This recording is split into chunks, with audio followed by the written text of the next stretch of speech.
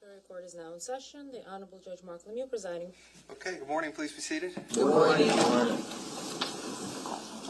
brought the binder out to make it look like I was doing something back there. Were you guys impressed a little bit? Just a little bit.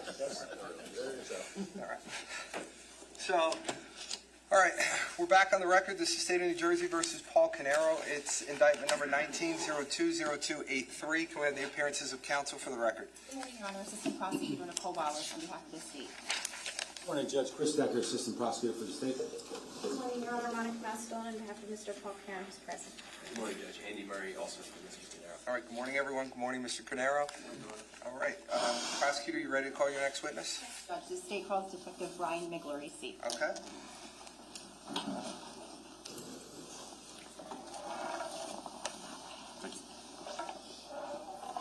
Morning, sir. Put your left hand on the Bible, raise your right hand. Do you solemnly swear or affirm to tell the truth, the whole truth, and nothing but the truth, so help you God? I do, Your Honor. All right, once you get comfortable and seated, could you state your full name for the record, spell your last name, please? Certainly. My name is Brian Miglerisi. It's Migliorisi.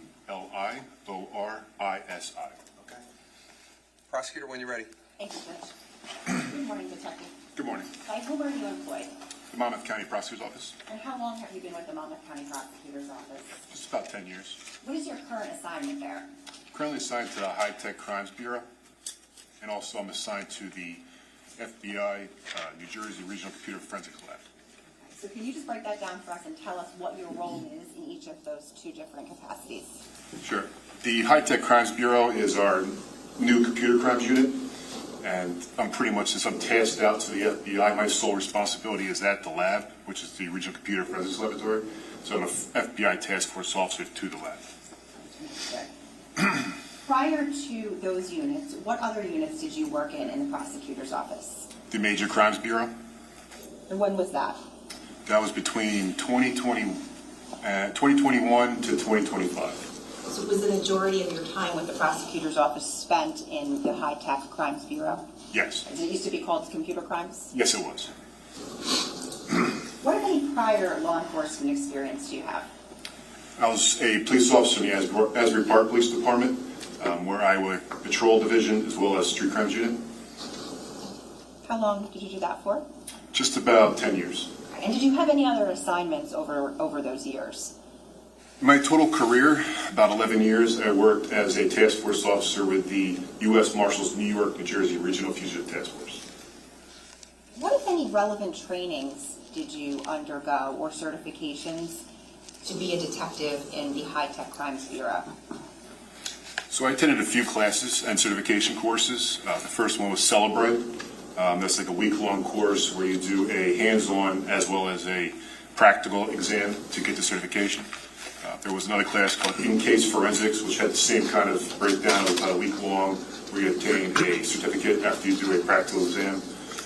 There was Magnet Axiom course as well, same kind of style, so about a week-long practical as well as certification course. I also went to IASIS, which is the International Association of Computer Investigative Specialists, where I received a certification in the mobile device forensics. As part of your responsibilities in the High Tech Crimes Bureau, do you ever conduct forensic digital extractions on electronic devices? Yes, we did. And what kinds of electronic devices would those be? Any kind of digital media. It could be cell phones, computers, laptops, micro SD cards, USBs, surveillance systems, anything that had any kind of digital media associated to it. So over the course of your career, approximately how many digital forensic extractions have you conducted? Probably over at least 500, I would say.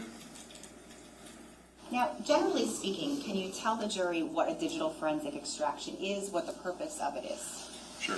The main purpose of a digital forensic extraction is to collect, preserve, then analyze that data in an investigation that's going on, either be computer crimes actually had a secondary function as well, where we had investigations that kind of focused on what they call CSAM, which is child sexual abuse material.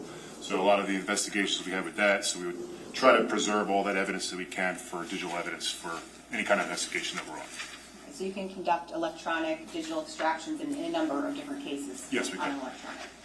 What tool or tools do you use to perform those extractions? So this changed over the year. Back in 2018, when I was in the unit, we used Celebrate primarily to extract cell phones. It's since then, there's Gray Key, Celebrate, Magnet Axiom. They all do the cell phone extractions. Okay, so we're going to get into that more in a little bit, the difference between Celebrate and Gray Key, but can you just tell us very generally, what are those? They're forensic utilities, certified forensic utilities. Okay. Now, when you perform electronic extractions on digital devices, where does that typically occur? So with Celebrate, you can actually do that inside the lab, but they also have a function where you can take it remotely as well. For Gray Key, it's a function where you have to do it inside the laboratory. And just when you say the laboratory, what is that? Where is that? Sure. It's the Computer Crimes Unit Laboratory, which is in Freehold. Now, is there an evidence locker in that laboratory? So we have a temporary evidence vault. The purpose of that vault is to maintain security of that device that we have inside the lab. A lot of devices need to be either powered on, they need to be charged, as well as some may have to go into a Faraday box. And the Faraday box, what that does is you put a device inside of it, primarily mobile devices. It blocks out cell phone signals, Bluetooth, Wi-Fi, so that way nobody can remote in and wipe that device. So just to be clear, there's an evidence vault in the Computer Crimes Unit laboratory, is that right? Correct. It's a temporary vault, so that way we can do the forensics and keep an eye on the evidence securely in the lab. And then there's also a main evidence vault. is that Correct. Yes. And when you log things or take items of evidence, specifically electronics, and you put them into either of those vaults, is there any paperwork that goes along with that? Yes, there is. Can you tell us about that? There's a property receipts that are filled up from the detective to me. Okay. Can you take us through the process of how you conduct an electronic forensic extraction? Sure. So the biggest problem with computer forensics is that it changes frequently. We're always behind the game when it comes to cell phone forensics. We have to play catch up to the manufacturers of cell phones, the manufacturer's operating systems. So it's hard to fully explain all of it, but back in 2018, the way that we did our forensics then is different than what they do now. So in 2018, there was primarily two different operating systems. There's the Android operating system and the iOS, which is Apple. Each one would Celebrate, you could get a different level of extraction. The Android, you could get a basic extraction, which would be called a logical extraction.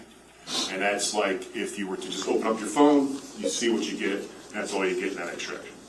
Then you would have the next level, which would be the file system, which would be stuff inside the logical, as well as some additional data. Databases, file structures, and potentially you can get some deleted information from a file system extraction. The top one for the Android would be a physical extraction, which would be getting every single 1 and 0, every piece of data inside that chip inside the phone, and then you parse that data out. Android is different than Apple iOS. iOS you could only get at the time with Celebrate an advanced logical. The advanced logical is, like I said, you literally just open the phone, you see what you get. There was the utility Gray Key, which gave us that next level, which is called full file system extraction. And it gives us that logical extraction, as well as it gives us additional databases, file structures, and potentially some deleted data. In forensic community, we always try to get that top level extraction so we can get all the data that we can and properly represent that device.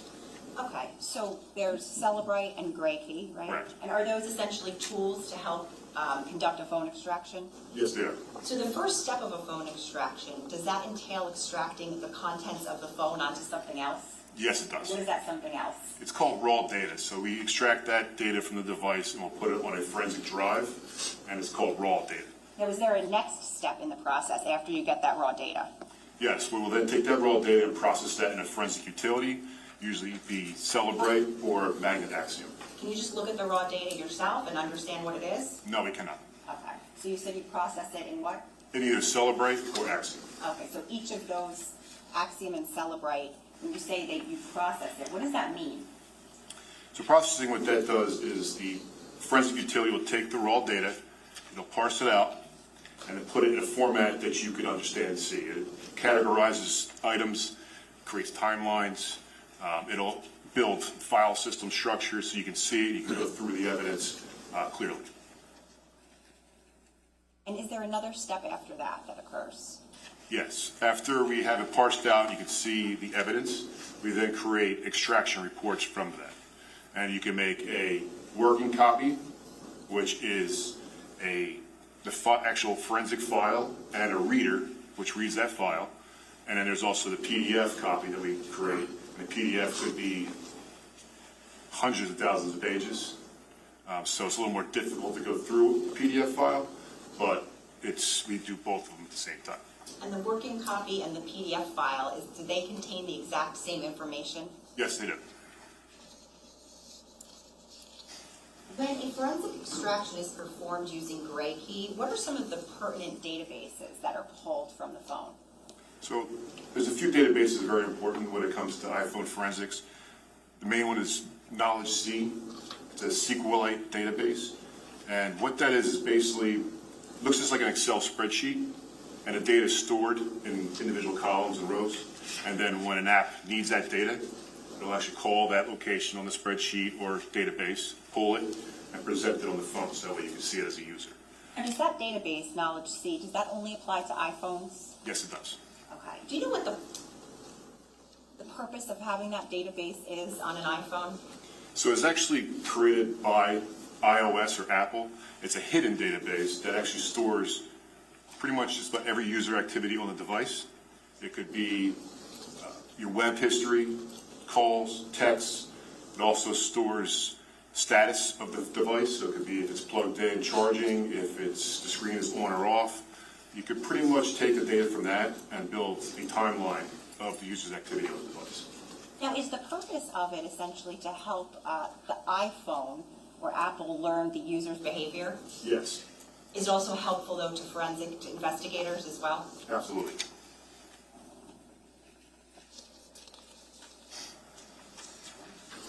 I want to draw your attention back to November 20th of 2018. Do you recall that date? Yes. Did you respond to the Ocean Township Police Department? Yes, I did. What was your purpose in responding there? To assist with cell phone extractions. All right. Do you recall what time you arrived? It was late afternoon, early evening. I'm not sure the exact time. What, if anything, did you take into your possession? There were cell phones, a couple of extractions I did at the Ocean Township Police Department, but there was also a phone that I took back to our computer crimes laboratory. Okay, a couple of extractions that you did at the police department. Whose phones were those? Susan, Marissa, and Kate Caneiro. The last name? I'm sorry. Caneiro. Okay.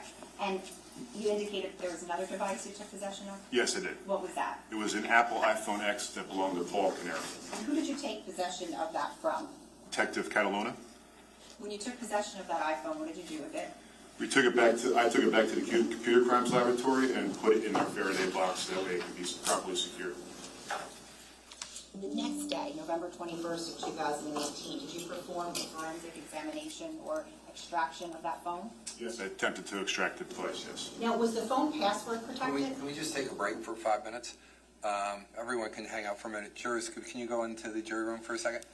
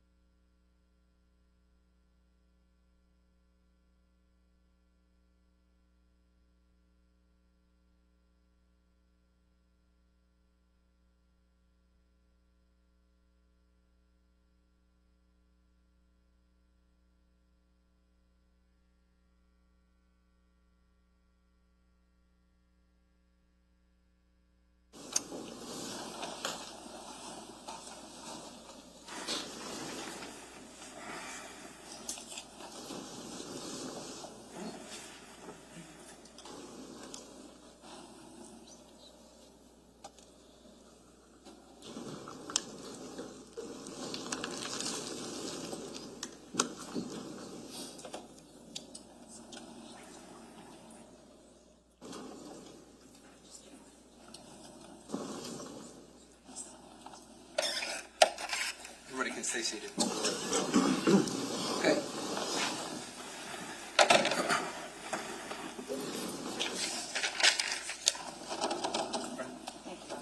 Detective, did you perform an extraction on that cell phone, the iPhone X, the next day on 11/21/18? Yes, I did. Okay, and where did you perform that extraction at? At the computer crimes lab. And what tool did you use? Celebrate.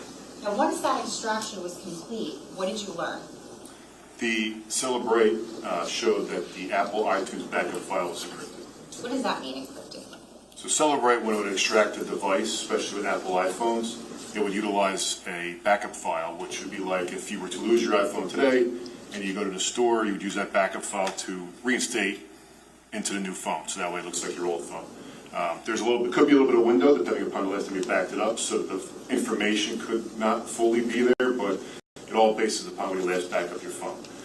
A user can also set a password on that backup file to encrypt that file. So user set password, and it's usually set when you set up your new device. And were you ultimately able to extract that phone? Yes, I was. Okay, can you tell us the steps that you took? Sure. So I started researching on Apple's website about how to reset or the iTunes backup password, and on their site it actually explained that you can go to the settings in the device, reset the settings, and that will take off the password on the backup file and not affect any of the data on the phone. Ultimately, was there information that was extracted off of that phone Yes, through Celebrate? correct. Okay, and what happened to that information? Where did it go? That information is stored on a digital forensics drive. Now, was there a second extraction performed on that device using Gray Key? Yes, it was. Do you recall when that was done? That was on November 28th of 2018, And where was that done? Burlington County Prosecutor's Office. Can you tell us about that process and what your role was? Sure. In the forensic community, we're fairly small, and once somebody gets a new tool, we all talk about it. You know, we're forensic nerds a little bit, so we knew that Burlington County got the Gray Key device, and it was something that we talked about in the forensic community, that it was good for getting an Apple iPhone extraction, especially with a full file system extraction. You get a lot more data, a lot more of the databases, and also Gray Key at the time didn't need that backup password, and it could pull the same data Celebrate could, plus the databases and file system structure. Okay, so on November 28th of 2018, what specifically did you do with that phone? I took it to the Burlington County Prosecutor's Office. And what did you do with it there? What happened to it there? I met a detective there, Jen Outland, and she then extracted the device. Well, I gave the device to her so she could connect it to Gray Key to extract it. Were you there when she connected it to Gray Key? Yes, I was. Okay, and just, how does that work? Is it just a port that gets plugged in, or? So when Gray Key first came out, or at least back then, we were kind of told it's a law enforcement sensitive device. And that was because it was created for law enforcement to help us, because Apple was creating features on the device or on the phone that stopped us from doing the examination. So it was kind of something that we tried to keep to the community of law enforcement forensics, so that way we can get into the device. So at the time when she connected the phone to the Gray Key, there is features the Gray Key does to extract that data that we weren't supposed to discuss at the time, because it was like a law enforcement sensitive features to that device. But also because of it being, it's a new device, it was a newer device, that sometimes as updates come out with iPhones, operating systems, our forensic utilities also have to update. So sometimes when you connect the device initially, it may say, all right, well, we need to update this device as well. And sometimes you have to wait for that update to come out. So it could be you plug it in, you could get errors, but then you can also retry it. And then sometimes after an update comes out, then you could connect it and it'll get that extraction. So how long did that phone extraction take to actually finish? She told me it was completed on December 10th of 2018. And on December 10th of 2018, where did you go? I went to the Burlington County Prosecutor's Office. Okay, what did you do? I retrieved the phone and the forensic drive, the raw data was all from Gray Key. And what did you do with that raw data? I brought it back to the Computer Crimes Laboratory at Monmouth County Prosecutor's Office, Computer Crimes Laboratory. And then what did you do with it there? I put that through Celebrate and parsed out the data. You know, once you did that, were any reports created? Yes, the working copy as well as the PDF. Okay. Are those two, when you say the working copy, where was that stored? So that's stored all on a digital. So the other issue that happens in that time era of 2018 is that these phones started getting really large in data size. And originally, back then, we could extract the device, put it on a CD-ROM, DVD, a single-layer Blu-ray, and give it to the detective in like 2 hours. But these phones started getting so large in data that it took a lot of time, and we ran into a problem with how we're going to store that data. So we had to use forensic hard drives instead of doing CD-ROMs or Blu-rays. The PDF, where was that stored? It had to go on a forensic drive. Okay. Was it ultimately put onto something else for purposes of a trial presentation? Yes, it was. What was that? It was on a external hard drive. Okay. And was the PDF also printed out into binders? Yes, it was. Okay. And do you recall how many binders that was? It was extensive. It was, I'm going to say that it had to be well over 500,000 pages. The phone itself was right around 246 gigs of information, so that's a lot of data.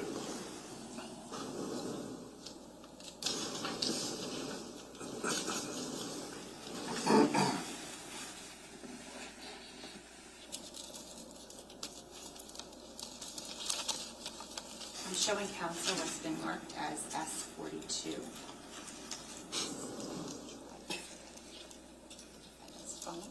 The phone itself, S420, S138, evidence property receipt, and S423, evidence property receipt. May I approach, Judge? You can. Detective, I'm showing you a couple of different items here. Let's start with item 420. Yes, All right. First, can you just tell me if you recognize any of the writing on there? I do, yes. What is that? This is Paul Caneiro's cell phone written on the evidence bag. Okay, and is there an evidence number on there? Yes, there is. What is that? 18-0861. Okay, and is what's inside of the bag? Inside the bag.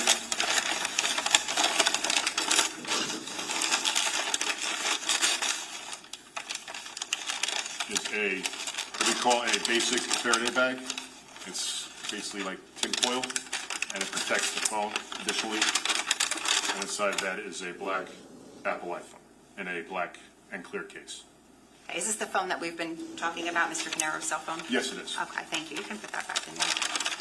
I'm going to show you now what's been marked as S138. Do you recognize that? Yes. And what is that? This is a Monmouth County evidence property receipt.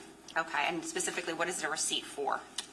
On this one here, it was for multiple items. There's 4 items listed. Is the phone one of those items? Yes, it is. Okay, and does it specifically list the identifying information about the phone on there? Yes, it does. Okay, and this is, just to be clear, it's one page? Yes, it is. Okay, and the phone is marked item number what? Number 3. Okay, and is your signature anywhere on here? Yes, it is. Okay, can you just explain how your signature got on there and what happened with the phone when you filled out this document? Yes, when Detective Catalona provided me the phone, he also gave me this form, and I signed my name at the bottom stating that I received it. Okay, did you put the phone into evidence at that point? Yes, I did. I'm going to show you what's been marked as S423. This is 2 pages. Do you recognize that? Yes, I do. What is that? This is an evidence receipt from the Burlington County Prosecutor's Office. Okay, and what does that depict? This shows when I dropped the device off. The first page shows when I dropped it off on November 28th. And the second shows December 10th, 2018, when I received the phone back from Burlington County Prosecutor's Office. And finally, I'm showing you what's been marked as S421. Do you recognize that? Yes, I do. And what is that? This is a USB that contains the PDF and working copy of Paul Caneiro's instruction. Thank you.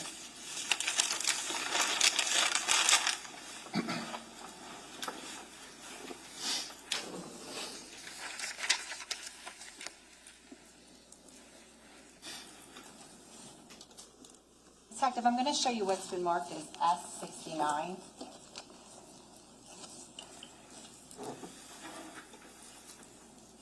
And this is S69 is going to consist of 4 binders, but I'm going to ask you if you recognize these. I'll go grab the other 2.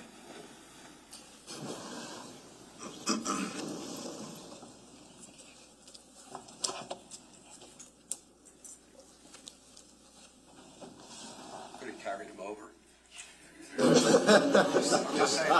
just want the record to reflect she took me that.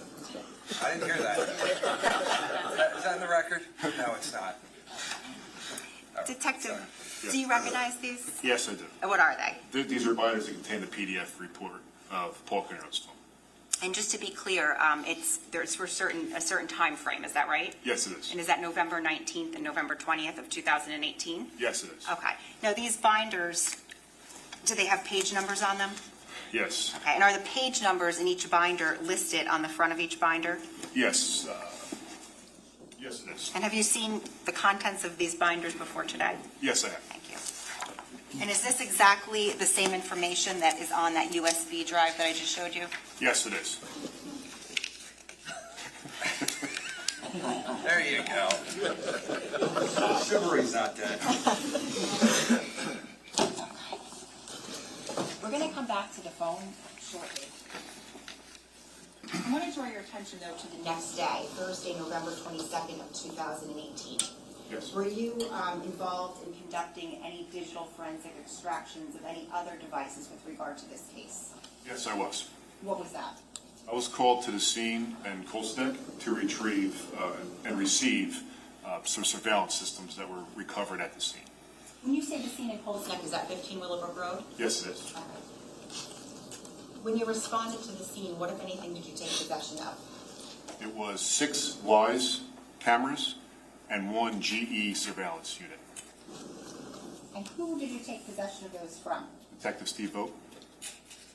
Now, you indicated a DVR system? Is that what you said Yes. you took possession of as well? Yes. Where was that located? I was told that was in the basement of the house. What, if anything, did you notice about that DVR system? There was a lot of fire damage to it. Well, and when I say fire damage, it's not just flames, but also smoke. There appeared some smoke damage to it, and it was wet a little bit, but it wasn't drastically drenched. But there was definitely some physical damage to the device. Now, on November 23rd, the next day of 2018, where did you make any requests with regard to that DVR? Yes, I requested the New Jersey Regional Computer Forensics Laboratory to try to do an examination on that DVR system. Okay, and did they try to do that? Yes, they did. Okay, were they able to? No, they were not. Why not? They stated that it appeared that the device wasn't functioning properly, and they did not get any kind of data from the device. So on November 22nd of 2018, when you took possession of those security cameras, what did you do with them? They were at our evidence vault, temp vault. Okay, and did you say there were 6 of them? Yes, there was. Okay, I'm going to show you what has been marked as S291. I'm showing counsel. Detective, do you recognize that? Yes, I do. What is that? This is an evidence property sheet. What does it depict? It shows 6 items that were signed over to me from Stephen Vogt, Detective Stephen Vogt. Now, are those the WISE cameras, just to be clear? Yes, they are. There were 6 of them? Yes. What is a WISE camera? It's a small camera that actually could be self-contained units. That way it actually will, inside the camera there is a micro SD card that'll save some of the footage that that camera itself is viewing. Did these cameras have SD cards in them? Yes, there are micro SD cards. Did you do anything with these particular cameras in regard to conducting any exams of them? Yes, I first document them with photographs, and then I would take the micro SD cards out and utilizing a write blocker, which protects the device, the original electronic device, or in this case, the micro SD card, so I can make a forensic image of that device, and then I can then work off that forensic image without disturbing any of the original evidence. Why is that necessary? So that way you don't have to do anything with the original evidence. You can actually work right off the image because it's a direct copy of that micro SD card. Okay. I just want to back up for a second. Sure. So when did you perform that imaging of these cameras? Do you recall what date? It started when I received the cameras, and then that continued because it took some time to do each one. So I would say it was probably over the course of a week, week and a half, to finish all the cameras up. Prior to conducting those examinations, did you take any photographs of them? Yes, I did. I'm showing counsel what's been marked as S61. It's from his report for WISE cameras. I'm showing you what's been marked as S61B. Do you recognize that?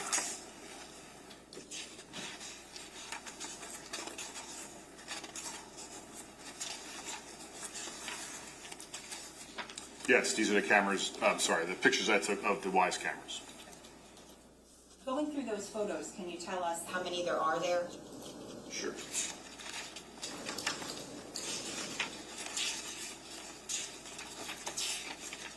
Six. Where did you get them from, or where were they located? The cameras. There was one that was in the sunroom. There was one that was in the kitchen. There was 3 that were in a garage, and then the other one was in the office. The ones in the garage, were they labeled a certain way? Yes, they were. And how were they labeled? They were labeled north or south wall, and a couple of them were under a shelf. So you indicated that you conducted a forensic imaging of these cameras? Yes. And once that was done, what did you do? I then parsed that data in magnet axiom, so that way we can view all the camera footage and stills that were located on the cameras. Was there anything that you did to ensure that the data that you extracted off of those cameras was in fact the same data as was on the cameras? Yeah, so when I create the forensic image, it creates what they call a hash value, which is like a digital fingerprint. And what that does is it confirms that it takes the value of the hash of the initial device and then our image, and if they compare those two numbers together, if they match, then you have a verified image or verified copy of the device or the original media. Did you do that for each of the 6 cameras? Yes, I did. Okay. Once that was done, and I think you indicated you ran it through magnet axiom? I did. Okay, and what, if anything, was the result of that? It produced over 100,000 video clips and still images. Okay, those video clips and still images, when did they date back to? Roughly October of 2018. Okay, and can you just explain to us how you observed them, how they presented on the data that you extracted? What do they look like? So on the Axiom has a built-in video viewer, so you can actually, as you're in the program Axiom, you can actually then replay the clips. And they were set in about roughly a 1-minute clip each. Are there timestamps on those clips? Yes, there is. Were those timestamps accurate? Yes, they were. How do you know that? Those times were compared to events that occurred on the Caneiro cell phone. Did you review any of those clips, the 1-minute clips? Yes, I did. Okay. Do you recall about which ones and how many you reviewed? So with the Axiom program, you can actually make a timeline. So what I did was I went back roughly a day or so from when they shut down. I showed them shutting down right around 2:52 a.m. So then I went back roughly about a day and started reviewing some of the camera footage. Was there any other detectives that you reviewed the footage in conjunction with? Yes, there was. Who was that? Lieutenant Patrizillo? Is he the lead detective from the Major Crimes Unit on this? Yes, he is.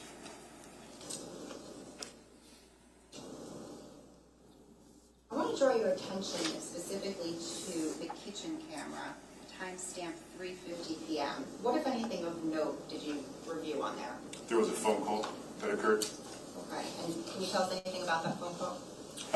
It was the camera was set up inside the kitchen, and you can overhear the phone call over the camera system. Okay, and who was speaking? Keith Caneiro. And I want to draw your attention now to 6:05 p.m., specifically to the office camera. Did you note any phone calls there? Yes. What was that? Keith Caneiro was on his phone, and he actually had some of it on a speakerphone as well. You can hear a conversation through the camera. Okay. Now, were each of those phone calls, were they essentially in 1-minute clips? Yes, they were. Okay. And for purposes of trial, were those clips put together so they would just flow simultaneously without stopping at the 1-minute mark? Yes. Did you review that? Yes. And when you reviewed it, was it fair and accurate to the phone calls that you reviewed prior to them being clipped? Yes.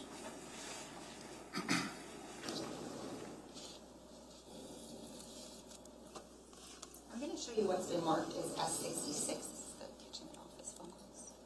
Did you register that? Sure. Detective, what was the number of those photos? S61B. So 61B. Okay, great.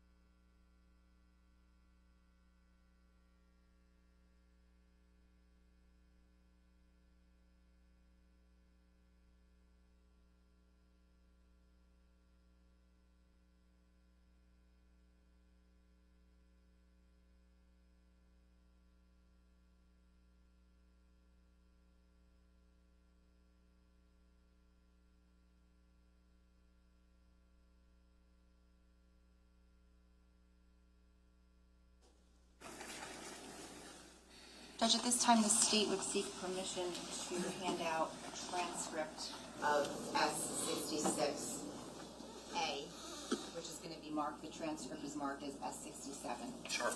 So, ladies and gentlemen, if you remember, we talked about the transcripts in the past, but we're going to talk about them again now. So, you will be provided with a transcript, and that is something that has been reviewed to be supplied to you. But remember, you are the sole judges of the facts. You're going to listen to the recording. The recording's the actual evidence that you're going to make the determination on. This is just an aid for you if you decide to use it. If you hear something different than what you hear on the transcript, or you see on the transcript, you go with what you hear, not what you see on the transcript. Does that make sense? Yes. Great. Thank you. You can hand those out. Ms. Paulus, what was the number on that? It is S67, Your Honor. All right.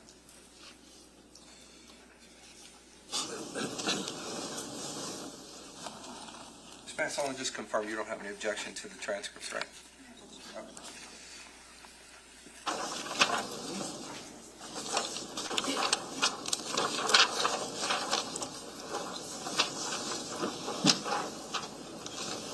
Judge, I have a copy for the court. That's great. Thank you.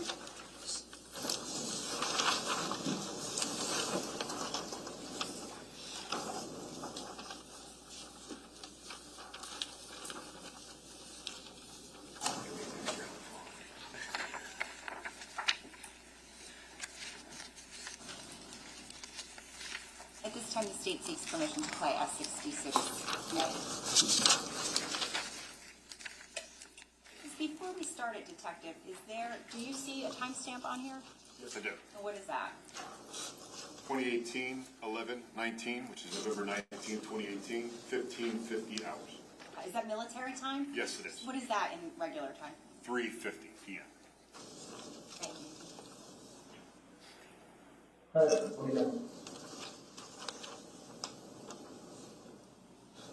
Counter Life is telling me they haven't been receiving money except in April. That doesn't make any sense. Counter Life is saying they haven't received money since April. I know it's not true. I need you to send me the statement ASAP if I'm on call with them all day already.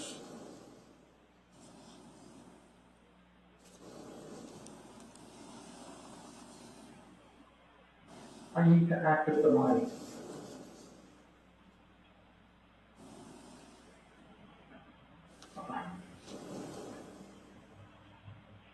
Fine. Do you have it scanned somewhere?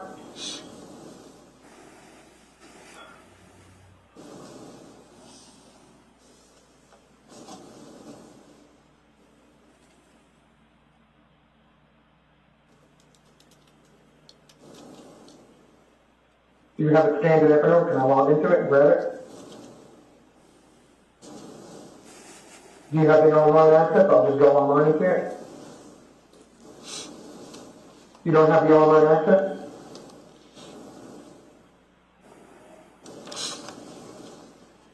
If you could just see a way to send me the password, I'll do the research myself. Thanks.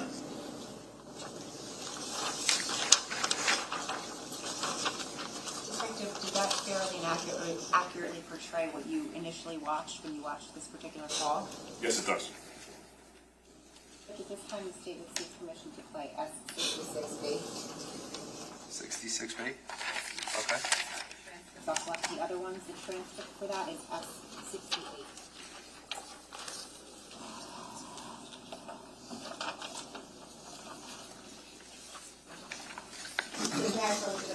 Yes, please. Thank you.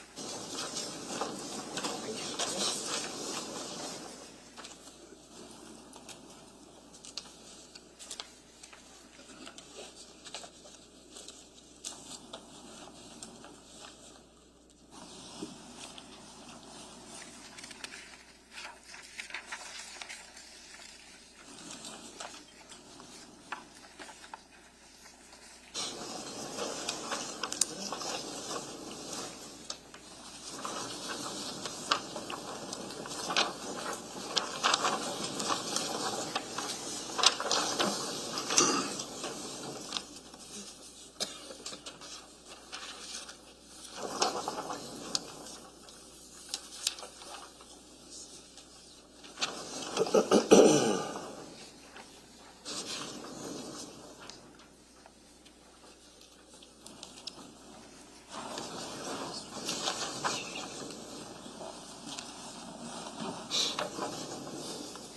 at this time, the state would seek permission to play. I believe all the jurors have a transcript. Go ahead.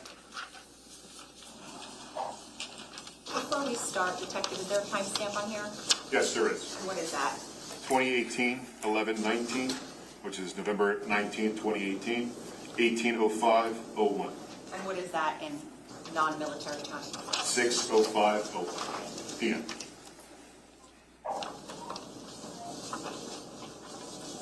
Hey, Tim, how are you? Sorry, they're calling the house line. I'm looking for Paul. I know he's sleeping, but I need to talk to him. Yeah, that's fine. Thanks. Yeah, please. I'm on mobile. Thanks. Yeah, thanks. Bye.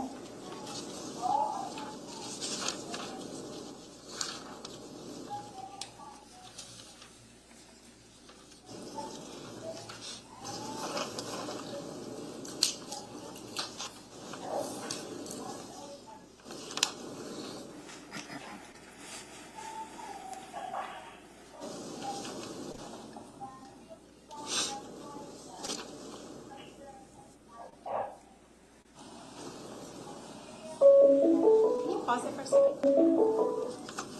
Detective, what's the timestamp on here?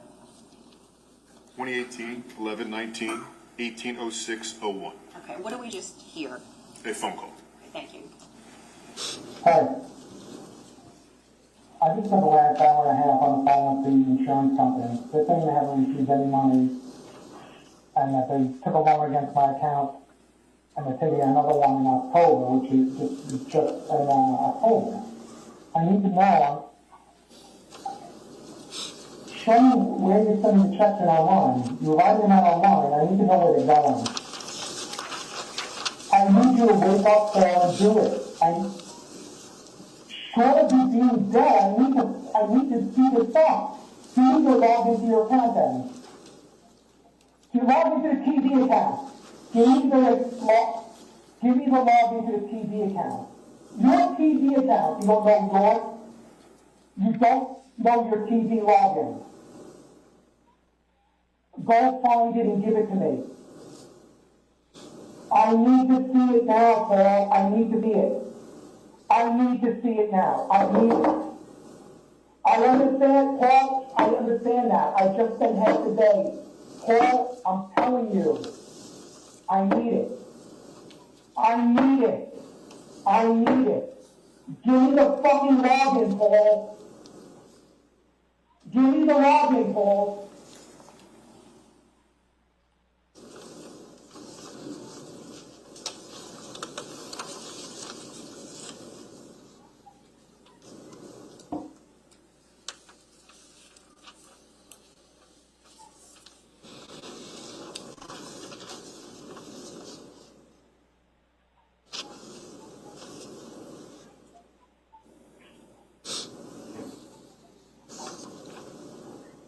Paul, just give me the login so I can see where the money went. Then get on your computer and tell me where the money went. Paul, somebody else could read it to you there. I need to know where that money went.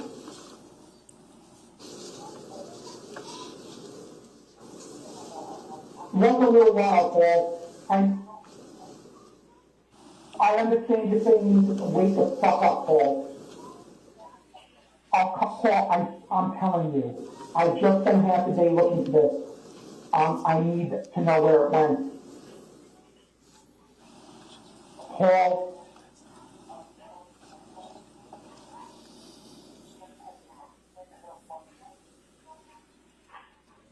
Paul.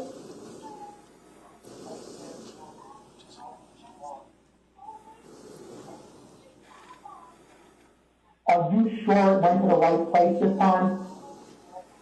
You have cash checks? You have cash checks?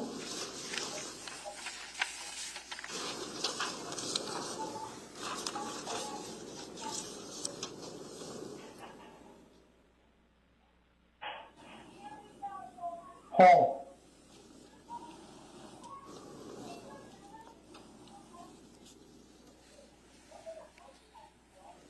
I hear what you're saying. Paul, I'm worried. I need to know where it went. Alright, an hour or two. An hour or two.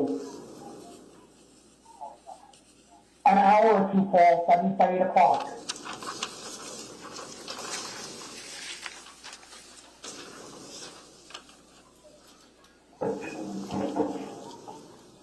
Can we pause, oh, I'm sorry, can we just go back to get the timestamp end of that?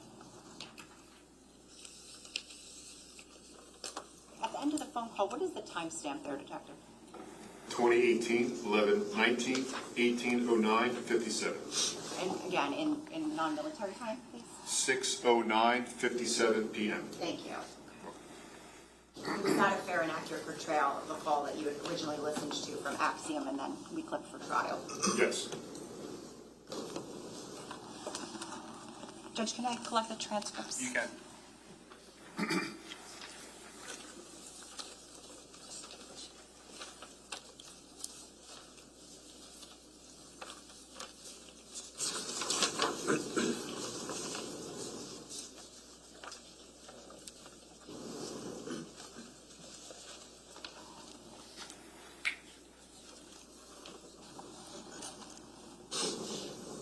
Detective, I'd like to go back to the phone extraction that you conducted.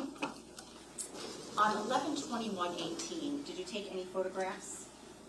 Yes. Okay, specifically was that of Mr. Caneiro's cell phone? Yes, it was.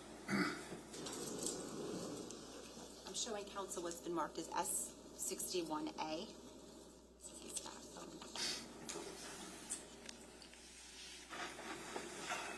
Do you recognize those?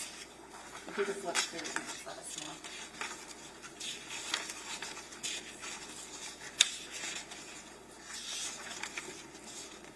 Yes, I do. Okay, and what is that? These are photographs that I took of an overall of Paul Caneiro's cell phone, as well as the active apps that were going on with the device. Judge, permission to publish S61A.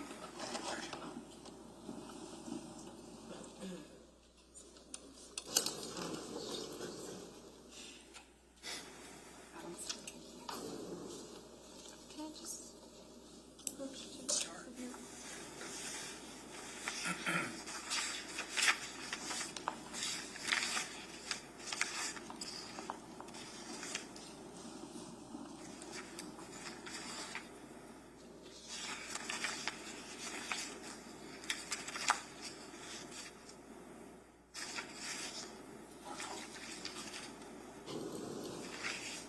Judge, can I have one moment?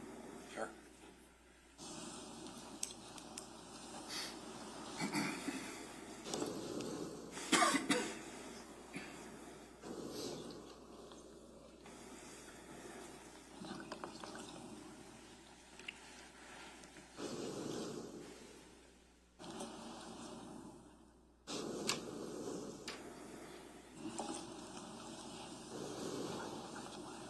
No objection. Okay. We publish. Thank you. Detective, this is a slide. Okay, all right. So what are we looking at?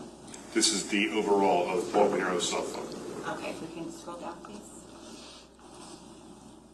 Another image of the front of the cell phone. Okay. An image of the rear of the cell phone, or the back of the cell phone. And just, are these the photos you're talking? Yes, there. Okay, we can scroll down again. Detective, what are we looking at here? So on Apple iPhones, you can actually see the active apps that are running in the background. You have to kind of do it quickly when you take the photograph, but you can swipe off from the left over and you can see the active apps that are running. So this is a photograph of active apps that are running in the phone. Is this an app in particular or something else? They appear to all be apps, and it could be either be web browsing, could be an application. There are various things that are running right now. Okay, we can scroll down, please. Detective, what is that we're looking at? That is another application that's running, called Secure Line. Do you know what application that is? I do not, I'm not aware of a secure line, no. Okay, and can you scroll down again, please? What are we looking at here? This is a WhatsApp application that's open, and it states the name Paul Caneiro. Okay, and one more, please. And just for the record, this is the last page on S61A. What are we looking at here? This is QT View Device Info application. What is that? That appears to be a surveillance system application. Okay, and it is open on the phone? Yes, it is. When you downloaded the material from the phone, was this something that was already open, or did you open this yourself? This is already open. Thank you.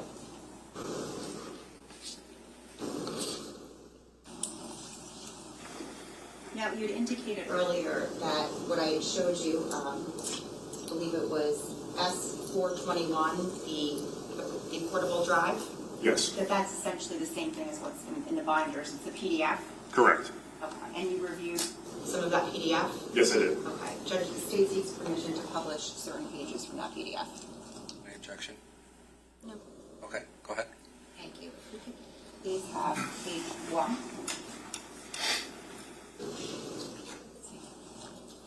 Detective, what are we looking at here? If you could just tell I'm us. sorry, Ms. Wallace. Did you say the number for this? I apologize. It's S421. 421? Yes. Okay, great, thank you. Detective, what are we looking at here, this first page?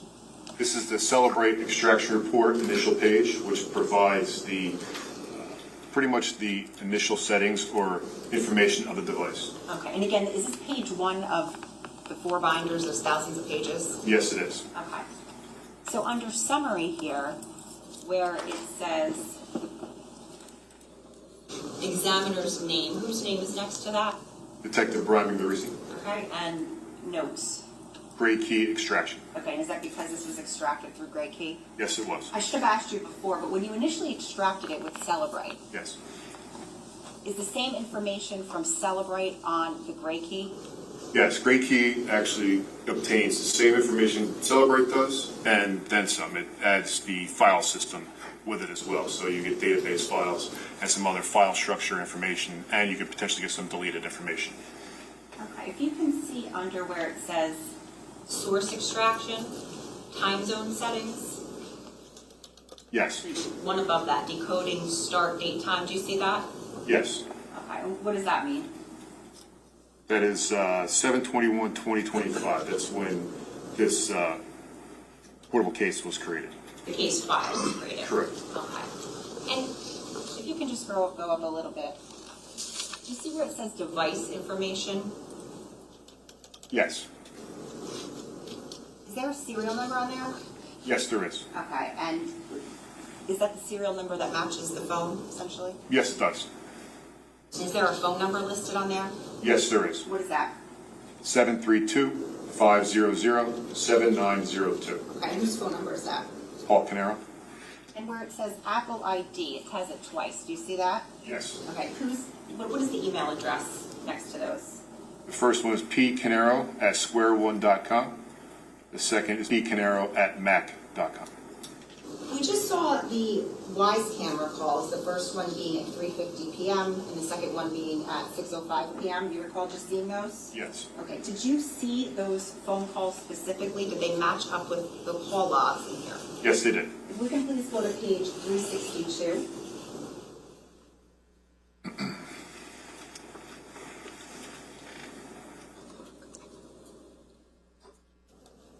Detective, is this a page of the call logs? Yes, it is. Specifically, is it the first page of the call logs? Yes, it is. Okay, can you just explain the top of the call logs where it says number, parties, timestamp, what all of that means? The parties column states which direction the phone call is going and who the person is either getting the call from or is going to. The timestamp is the timestamp of the phone call. Duration is how long the phone call lasts. The status is if it's going to be answered or unanswered. Country code is where the network or the cell network connects from. Additional information is network name. Sometimes you can get, if it comes across a Verizon network or T-Mobile, it may specify that. And then the source info is where it's found inside the file system structure of the phone. If we can please go to page 364 of the call logs.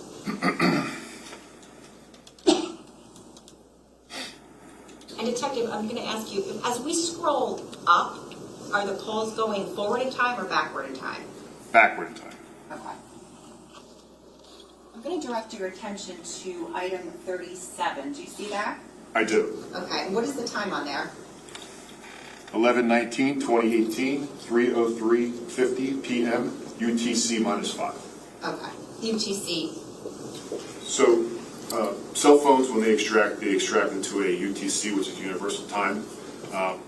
Then you have to, the program will then convert that time to the Eastern Standard Time, which would be -5.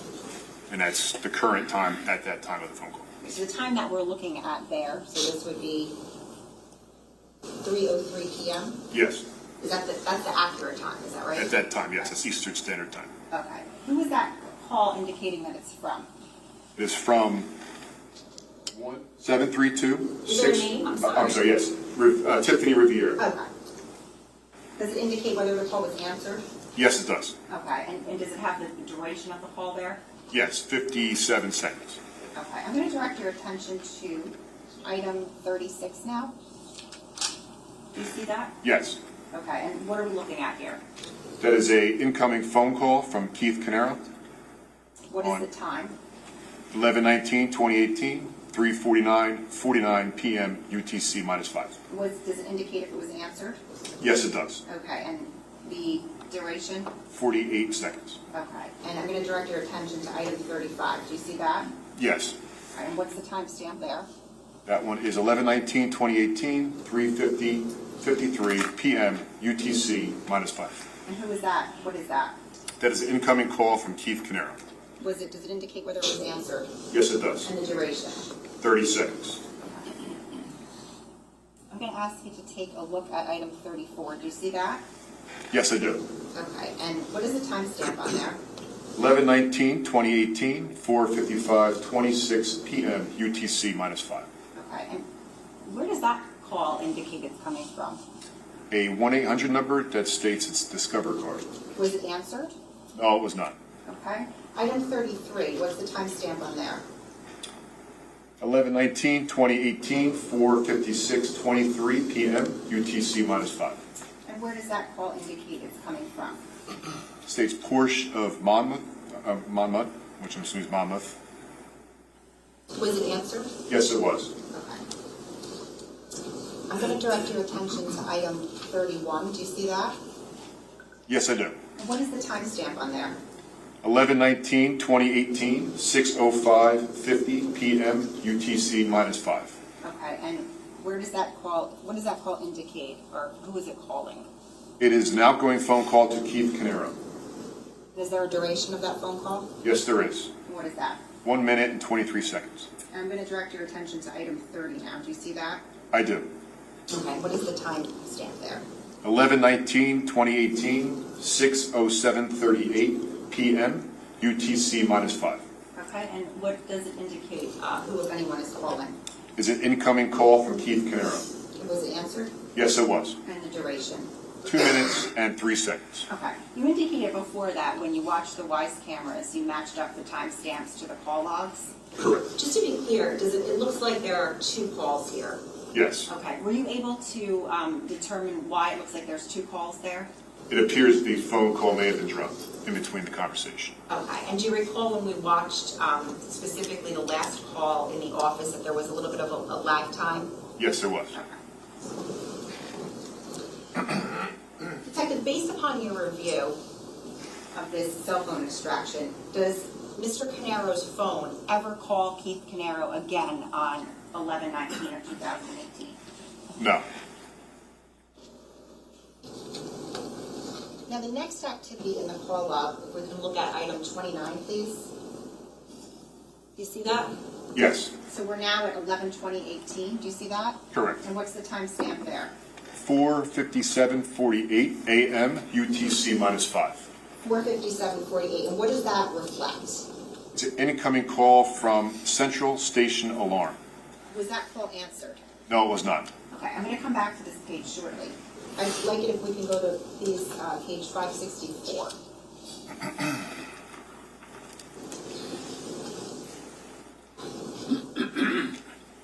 Detective, is this the first page of the database called device events? Yes, it is. All right. Is this the Knowledge C date from the Knowledge C database that you discussed earlier? Yes, that's the source, yes. Okay. If you can go to the top and just again explain to us where with the gray bar, each of those columns, what they mean. Sure. The first column is the number column. Second column is time. The third column is event type, which will describe what is going on with the device. Then they have a value, which could be further describing what's going on with the device. Additional info is there in case there needs to be more further description of what is going on with the device. And then the source is actually showing where that is located on the file system of the phone. And then the last column is deleted, which would show if that information was deleted off the device or not. If we can please go to page 601, still device events.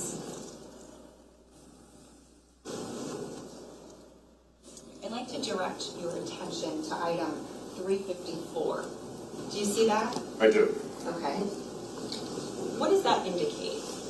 It shows a start time of 11/20/2018, 1:27, 8 seconds a.m. UTC -5 with an end time of 11/20/2018 of 4:54:08 a.m. UTC -5, and it shows that the device plug-in status was plugged in.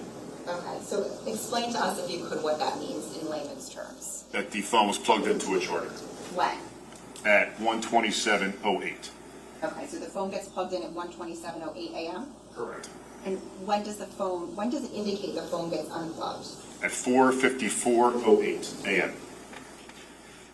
If we can go to item 357. I'm sorry, this is going to be on the next page. 357, do you see that? Yes, I do. Okay, and do we see where it says unplugged there?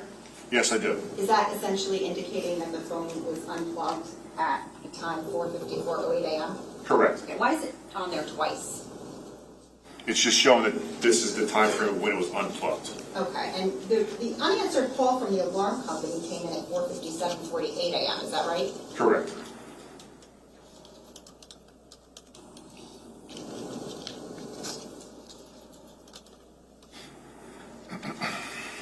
You see where it says display on off? Yes. What does that mean? That means the screen of the device was turned either on or off. Okay. And if we can just go back to the previous page. Okay, if we could just scroll up. All the way up. Okay. Do you see where it says display on off and there's various times there? Yes. Okay. What does that indicate? That the user of the device is turning on and off the screen. Between the time frame of 1:27:08 a.m. and 4:54:08 a.m., is the screen display on, off, or something else? It is off. Okay. Is it off the entire time between 1:27:08 a.m. and 4:54:08 a.m.? Yes. Any other activity on the phone in terms of apps or any other databases that you saw taking place between that time frame of 1:27:08 and 4:54:08 a.m.? No. Now, in between that time frame of 1:27:08 a.m. and 4:54:08 a.m., while the phone is plugged in, do we see any text messages from Keith Caneiro? If you recall. Not that I recall. Okay, if we can please go to page 1564.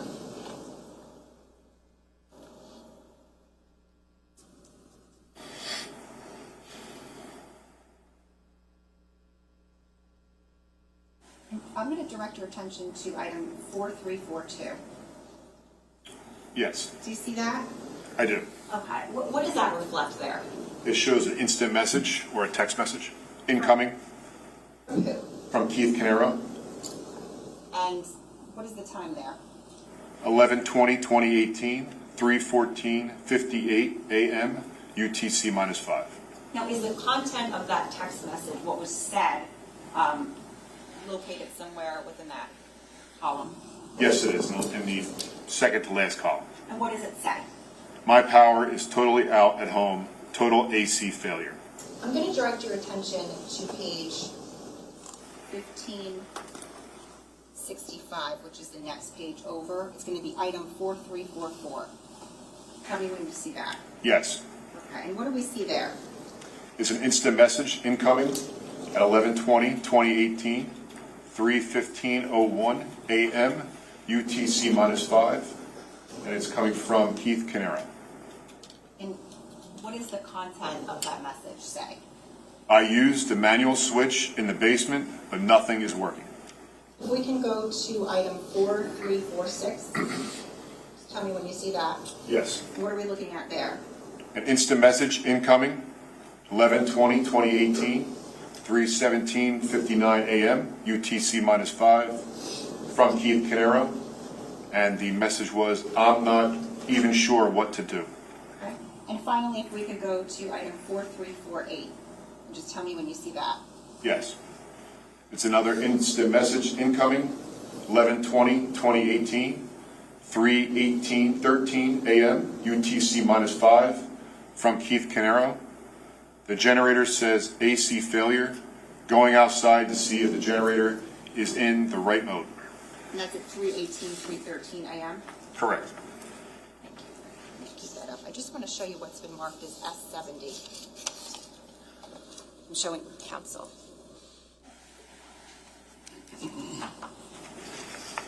Detective, do you recognize that? Yes. What is that? This is a Celebrate extraction report showing text messages between Keith Caneiro and Paul Caneiro. Okay, and are those the exact same text messages as the ones you just read?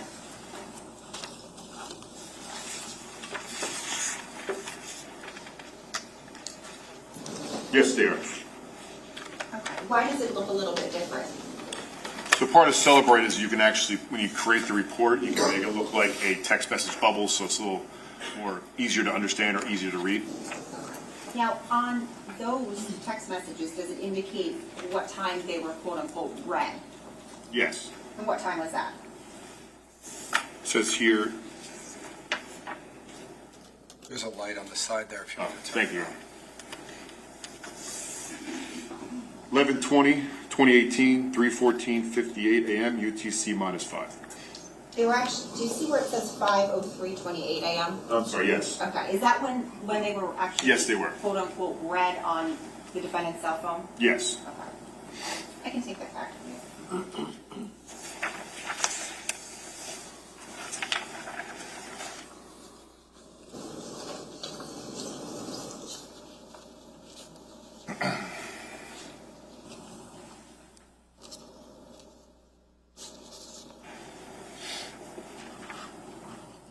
If we can please go back, I want to go back to the call logs beginning on page 362.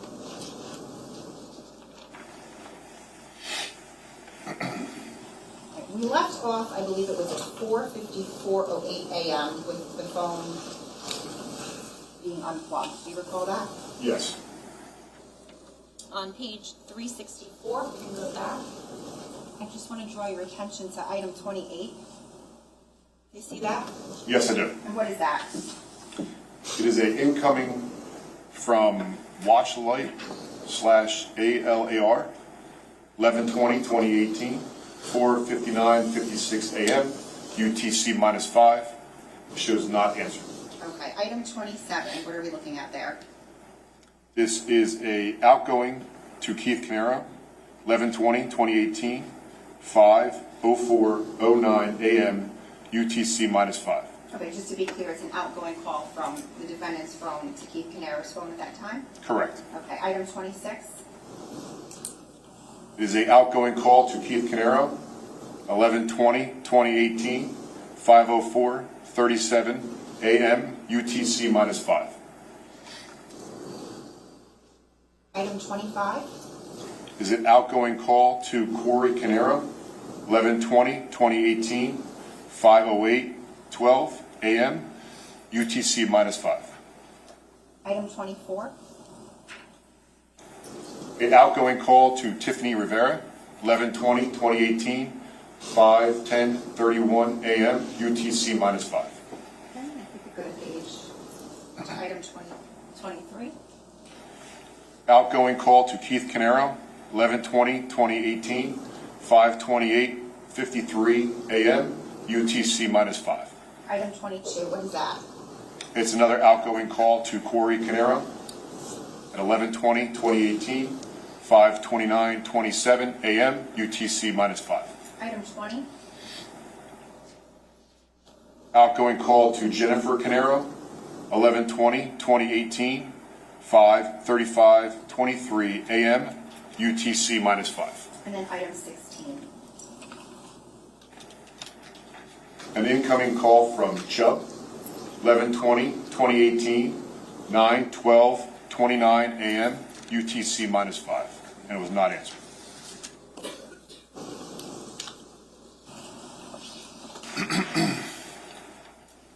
Detective, during the course of your investigation, did you receive some information that was requested for the contents of Keith Caneiro's Google Cloud?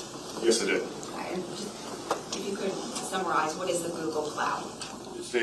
Ultimately, it's a cloud service where you can store data. A lot of times people store their photos, or they'll back up their devices, or their email will be stored in this cloud service. Now, were you provided with Keith's Google Cloud from Google? Yes, it actually was such a large data set that it crashed Google servers, and they had to split it in half and send us in 2 parts. Okay. So when Google sends that production to you, is there anything that you have to do to verify it? It's verified by Google, and they send us a certification that this is the results that they have on their servers. Can you describe how that looked, how it was set up? Yes, each drive had probably hundreds of zip files, which are compressed files, and inside those compressed files was additional files. So you have to decompress those files to see the other files that are inside those files, the compressed file. Was there any program that you used to help you better see or manage those files? Yes, I use the Axiom program because that's a utility that's used to unzipping files, parsing out the data so you can see it clearly. Okay, now was part of that data Keith Caneiro's Gmail inbox? Yes, it was called a kcanero.gmail.inbox file. Inbox is the file extension for their emails. Okay, did you use any apps to open up that Gmail? Yes, it was called Mozilla Thunderbird. What is that? It's an open source email viewer. It looks just like Outlook or Gmail. Anybody can download it. Anybody can use it as their main email viewer. And the advantage of that service is that it understands just about every single file for emails. So you could easily take that file, the inbox file, put it inside the program, and it makes it look like an email viewer so you can understand the emails that are in that account. So it's just an easier way to read the data, Based on your review of that, did Keith Caneiro use something called Google Hangouts? Yes. What is that? So it doesn't actually exist anymore. It's now called Google Chat. But back then, Google Hangouts was built into they had their own app, but it was also built into their Gmail suite. So as you're on your Gmail, you could have on the side window your Hangouts so you can do chat as well as you're doing your email. Also, part of their feature is you can actually have some of those alerts or Hangout messages sent to your email. So you can also get them as an email as opposed to just a text message. Now, are the emails and the chats, are they all commingled? Yes, Google puts them all together because they put it all in their suite of Gmail. Did you have an opportunity to review Keith's Gmail, including the Google Hangout app? Yes. Okay. And during the course of your review, were some of the communications that you found on there, chats and emails, identified and tagged? Yes, they were. And what was done with those? They were created, a report was created documenting all of those. I'm going to show you what's been marked as S422. Showing counsel. I'm showing you what's been marked as S422. Do you recognize that? Yes, I do. And what is that? This is a disk that contains those tags, or the emails that were on that Google Drive. Okay. And did you essentially put them on here, just an easier way to read? Yes. And when you open this, what format are they in? HTML. I'm going to show you what's been marked as S62. I'm showing counsel first.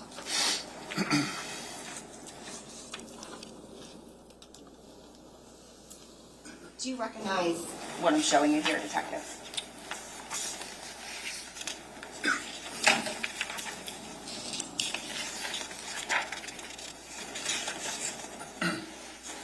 Yes. And what is that? These are some of the emails that were located in the Google Drive. Judge, the state would seek permission to publish S422, specifically emails and content of S62, which is the pages that the detective has up there. Any objection? How many pages, I'm sorry. Go ahead. Detective, just so you can tell us for the record, how many pages is that?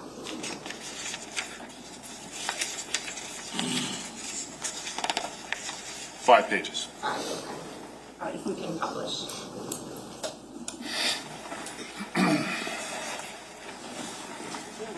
What are we looking at here?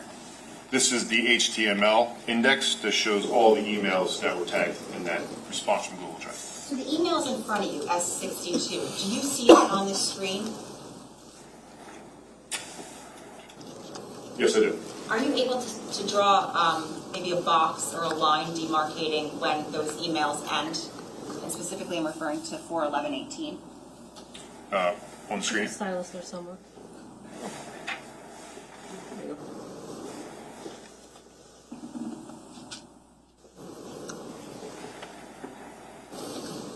And if we could just, for example, can we click on the first 4/11/18 that we saved? Sure. Detective, do you see that up there? Yes, I do. Okay, and what does that reflect? This is the exhibit that I have in front of me. This is the email that was from the Google Drive response. Okay, I'm going to ask if you can read that to us. Actually, let me ask you first. It says from who? Keith Caneiro. Okay. Are any of these, to your knowledge, were any of these forwards to another email? Yes, they appear to be forwarded from Keith. Okay. If you can please read this for us, it's a little bit small, but you Sure. can read from what's in front of you on the screen as long as it's the same thing. I figured out why there are payments missing. I selected the wrong payee from my list and made them but to Pacific Lending, the servicer for student loans, instead of Pacific Life. I changed the name of the account to Trust so that this will not happen again while the account is still open. The BRBR is a break, is a line break, is an HTML characters to show that. I asked Ron for the numbers, and I'm going to go over all the payments today at TD. Break. I am selling off some of my investments today, and once the transfer is completed, I will make a single payment plus interest to the trust policy. Break. There's some characters there. I'm sorry about that, and we'll make it right. Break.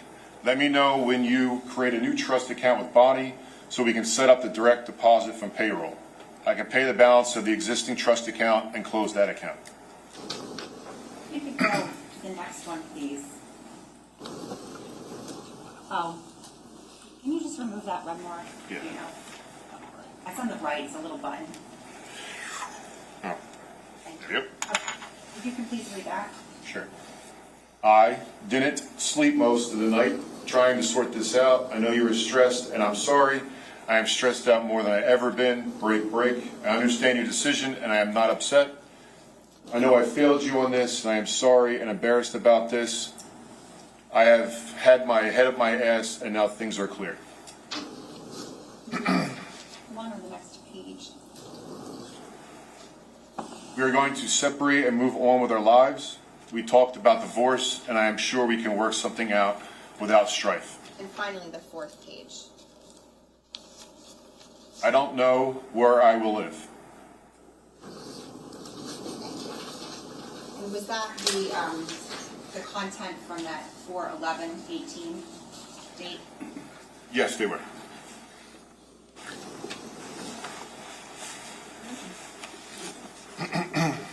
All right, we're going to take our mid-morning break now.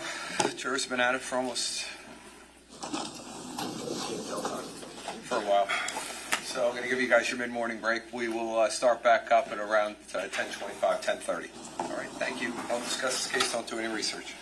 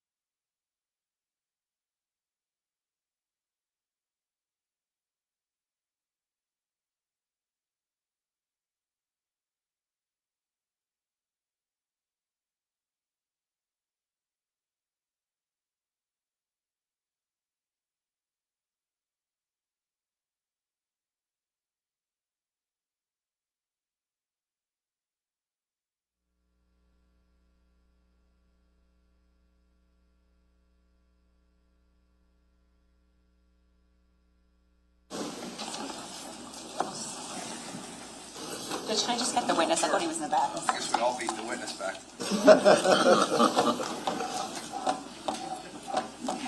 Happens.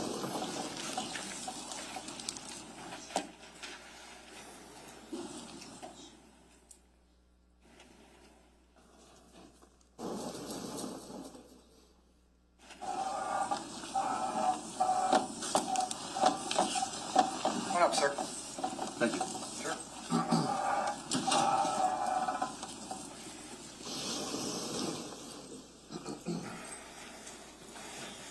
Okay, Detective, you're still under oath. Yes, Your Honor. All right, thank you. Whenever you're ready, Ms. Wallace. Thank you, Judge. Detective, two things I just want to clarify first. So S62, what you just read, that corresponds to the April 11th, 2018 date? Yes, it did. Okay, and that said from Keith Caneiro, is that right? Correct. Was it your understanding that that was just a message from the defendant that was sent to Keith and then Keith forwarded it to somebody else? Yes. Okay.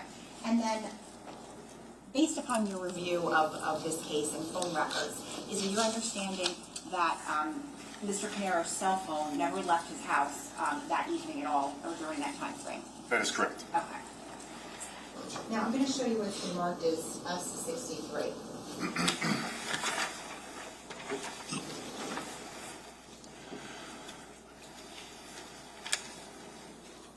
Detective, do you recognize that?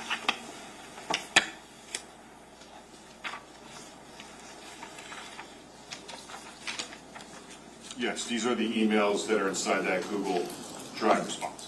Okay, if we could see S422 again.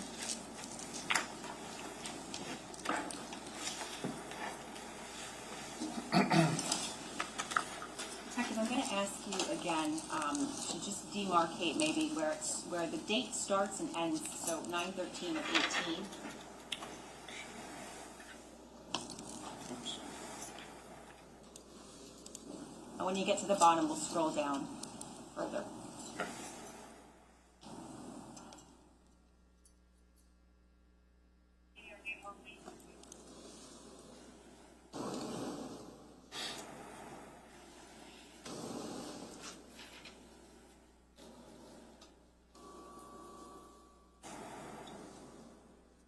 If we can just scroll back to the top where we start at 9/13/18. The next series of messages are between who on 9/13/18? From Paul Caneiro to Keith Caneiro. Back and forth, essentially? Correct. Okay, so it's between Keith Caneiro. And is Keith Caneiro's name listed where his messages are? Yes, it is. And then whose number is 732-500? 7902. Paul Caneiro. Okay. If you could just undo that red mark. Now, is what you have in front of you, which I'm going to take back, S63, September 13th, do those correspond with all of the September 13th that we see on the screen? Yes. And you've read these prior to today multiple times, right? Correct. Okay.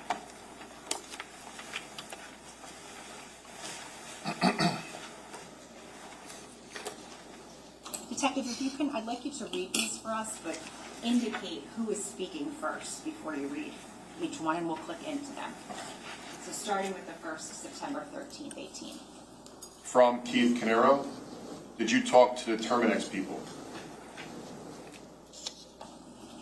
From Paul Caneiro, yes, they aren't budging.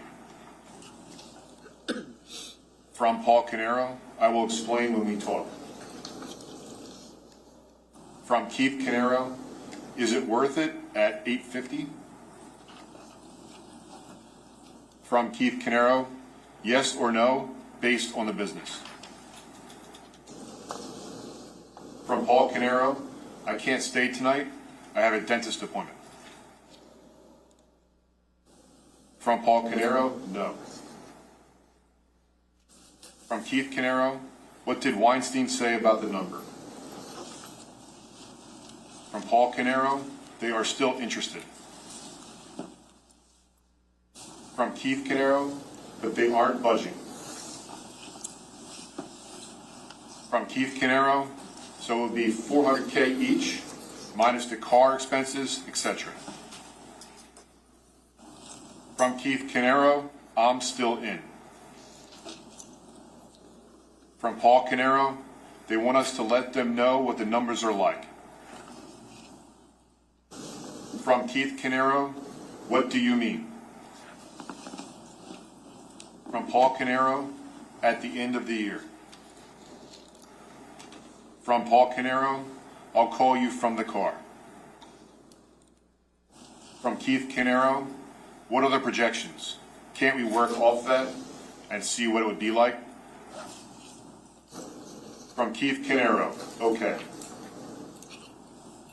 From Paul Caneiro, different topic. From Paul Caneiro, T-Mobile is out of stock on the V2 routers, and they found one for me at a store in Shrewsbury, and it's on hold for me. From Keith Caneiro, cool. From Keith Caneiro, I'll take the one if you need the two. I'm not picky. From Paul Caneiro, do you want me to head down that way for lunch? From Keith Caneiro, where is that exactly? From Paul Caneiro, we are getting another one. From Paul Caneiro, when they are in stock. From Paul Caneiro, I can't wait. From Keith Caneiro, is that the mall? From Paul Caneiro, no. From Paul Caneiro, by the Grove. From Keith Caneiro, I guess we can meet there. Alreno, I bought lunch last time at Chinese, so I'm not buying shit today. Bring dollar signs. From Keith. I'm sorry, from Keith Caneiro, bring dollar signs. From Paul Caneiro, we can get it after lunch. From Paul Caneiro, let's meet at your house. From Keith Caneiro, okay, let's meet here. From Paul Caneiro, I don't have a lot of money. From Keith Caneiro, me neither. From Keith Caneiro, Doug is giving you cash. We can split lunch. From Keith Caneiro, what did Weinstein say about the $850K? From Keith Caneiro, so they are basically giving us one-time revenue. From Keith Caneiro, or a bit above that. From Paul Caneiro, he thought it was good, but we could get more next year. From Paul Caneiro, I'm packing up now. From Keith Caneiro, time/money calculation. From Keith Caneiro, I'm curious to see what the numbers would be at the run rate and if it is worth going in that direction. From Paul Caneiro, yes, the growth of the business. From Keith Caneiro, IDK, abbreviation for I don't know. From Keith Caneiro, I would have to see the projected. From Keith Caneiro, so we ended up giving them wrong numbers at first based on pest pack. From Paul Caneiro, because pest pack runs 2 reports with the same name with different options. From Keith Caneiro, so the net result was that we give them inaccurate information, and that is why the number didn't jump up after the first offer. From Paul Caneiro, the number went up 100K. From Keith Caneiro, from 750 to 850. From Paul Caneiro, yes. From Keith Caneiro, okay. From Keith Caneiro, have them put their offer in writing to me so I can see what the TCs are.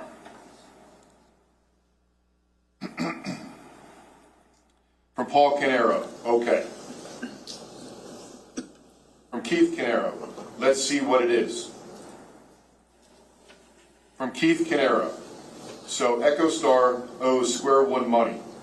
We could take in the money, say $800K, and pay back Square One the money owed from the past, and then export it out to the loans to officers. I have $150K from last year, which could reduce the tax burden. From Keith Caneiro.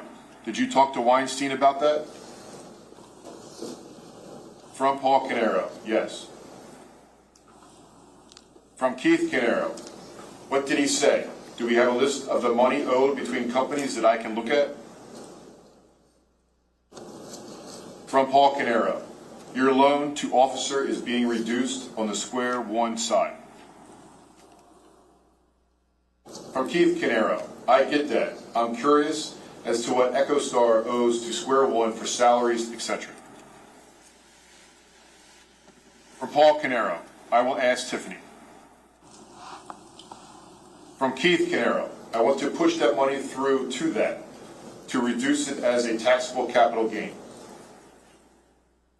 From Keith Caneiro. Don't ask Tiffany. I'll ask Weinstein. From Keith Caneiro. These are numbers we should have because it can really frame how we do a deal like this. From Keith Caneiro. The company, EchoStar, wasn't paying its fair share of the rent, resources that it was directly using, etc. From Paul Caneiro. We don't have to. From Paul Caneiro. All of the proceeds will be to pay back loans to officers. For Paul Caneiro. No tax. From Keith Caneiro. So we have loans to officers on that side of the company already documented? From Paul Caneiro. Yes. From Keith Caneiro. Okay, I want to see that. From Keith Caneiro. For EchoStar. From Keith Caneiro. Get something in writing from Terminex. From Paul Caneiro. I spoke to Steve and he said that was very easy. From Paul Caneiro. I already asked them. From Keith Caneiro. What was very easy. The documentation that we have, or creating the documentation now. From Keith Caneiro. We should have had documentation all along. From Paul Caneiro. We have whatever documentation we want. From Paul Caneiro. We are not a public company. From Paul Caneiro. And the buy-in was sweat equity. Excuse me. From Keith Caneiro. Gotcha. From Paul Caneiro. YTD 402.2K. From Paul Caneiro. Last year, same time. From Paul Caneiro. Time. From Keith Caneiro.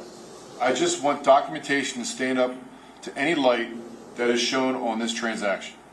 I don't want assurances that this is the proper way and that we have complete documentation to show otherwise. From Keith Caneiro. What is the number 402.2K? From Paul Caneiro. 397.3. From Keith Caneiro. Revenue, loans to officers, etc. From Keith Caneiro. I don't know what that is. From Paul Caneiro. Revenue. From Keith Caneiro. So they are two-time revenue? I thought you said we were higher. 500 going to 800K. From Keith Caneiro. So we're basically flat in revenue? From Keith Caneiro. Make the deal. From Paul Caneiro. No. We can wait a quarter and see how much more we can get. From Keith Caneiro. I'm not interested in waiting.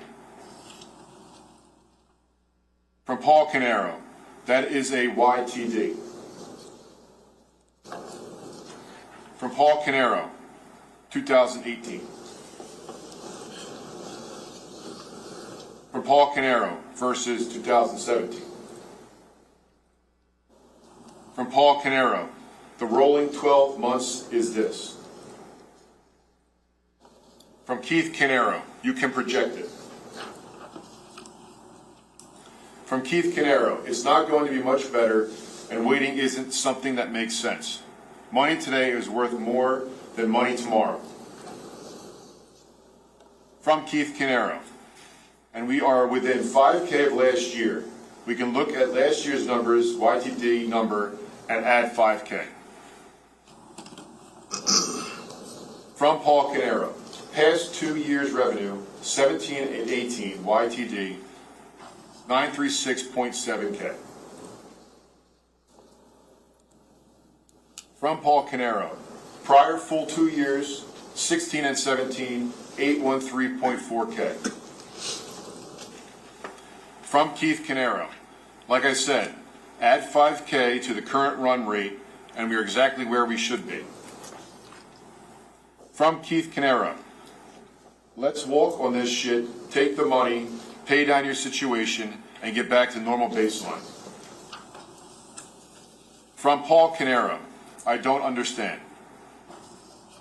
From Keith Caneiro, I'll take the money, put it into my 401k, and move forward.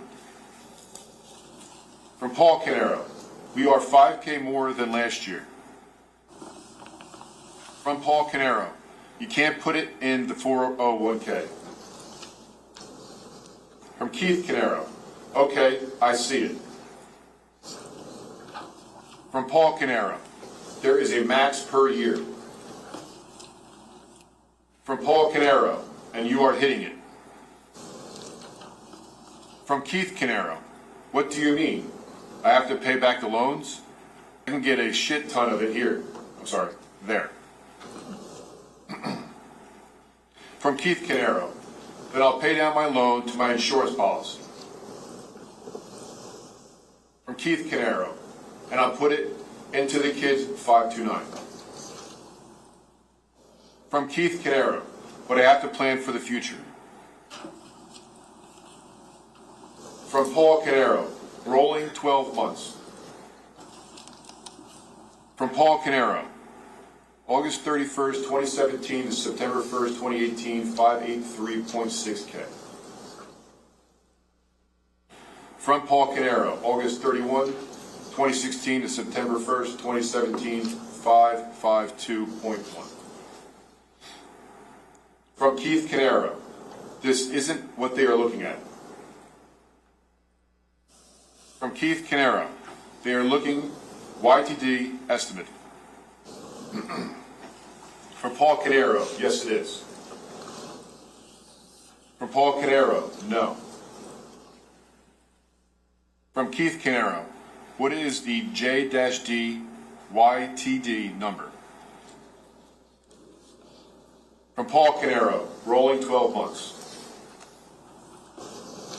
From Keith Caneiro, so why isn't the number higher than 850K? From Paul Caneiro, for 2017. From Keith Caneiro, give me 2017 final number and a 2018 estimate number based on the run rate, not the 2016 through 17 rolling number. From Keith Caneiro, give me a solid 2017 and an estimate 2018. From Keith Caneiro, what is EBITDA number for the trailing 12 months? From Keith Caneiro, I see what you're selling. Excuse me. I see who are saying LTN.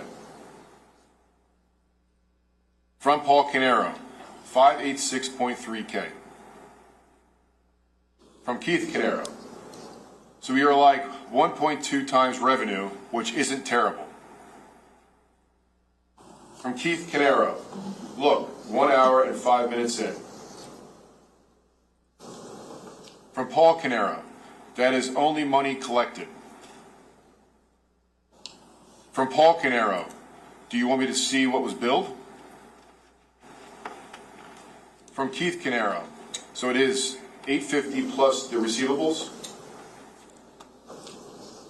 From Keith Caneiro, Doug is here. From Keith Caneiro, you on your way. From Paul Caneiro, that was a number they are most interested in. From Keith Caneiro, yes, send me what you sent them and I'll read it over. From Paul Caneiro, I am sending it. From Keith Caneiro, Doug is here. From Paul Caneiro, this is a number from June 31 of 17 to July 1 of 18, $626,785.05. From Keith Caneiro, so they are at 1.2 times roughly. From Paul Caneiro, we are almost done with another quarter. From Paul Caneiro, 1.4. From Keith Caneiro, 1.4 isn't bad if you watch that video I sent you. From Paul Caneiro, it was 1.2. From Paul Caneiro, at the end of the quarter, we should be higher. From Paul Caneiro, closer to 700K. From Paul Caneiro, I'm leaving now. From Keith Caneiro, okay. Was that the extent of the, on the screen of the messages from 9/13/18? Yes, it is. Okay, I'm going to show you what's been marked as S64.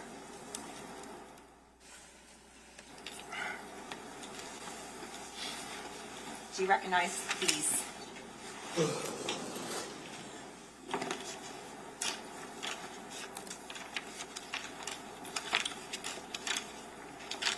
Yes, these are the emails that correspond to what we had on the screen. Okay, to specifically what date on the screen?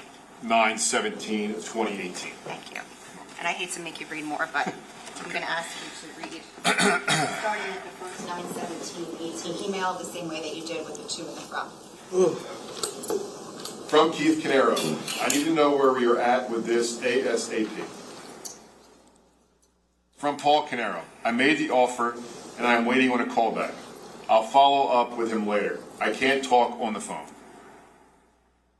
From Keith Caneiro, what about the other people who you said were good? From Keith Caneiro, we're actually putting the 300 AD out. I'm concerned here. From Paul Caneiro, I reached out and nothing yet. I'll post the ad today. It's ready to go.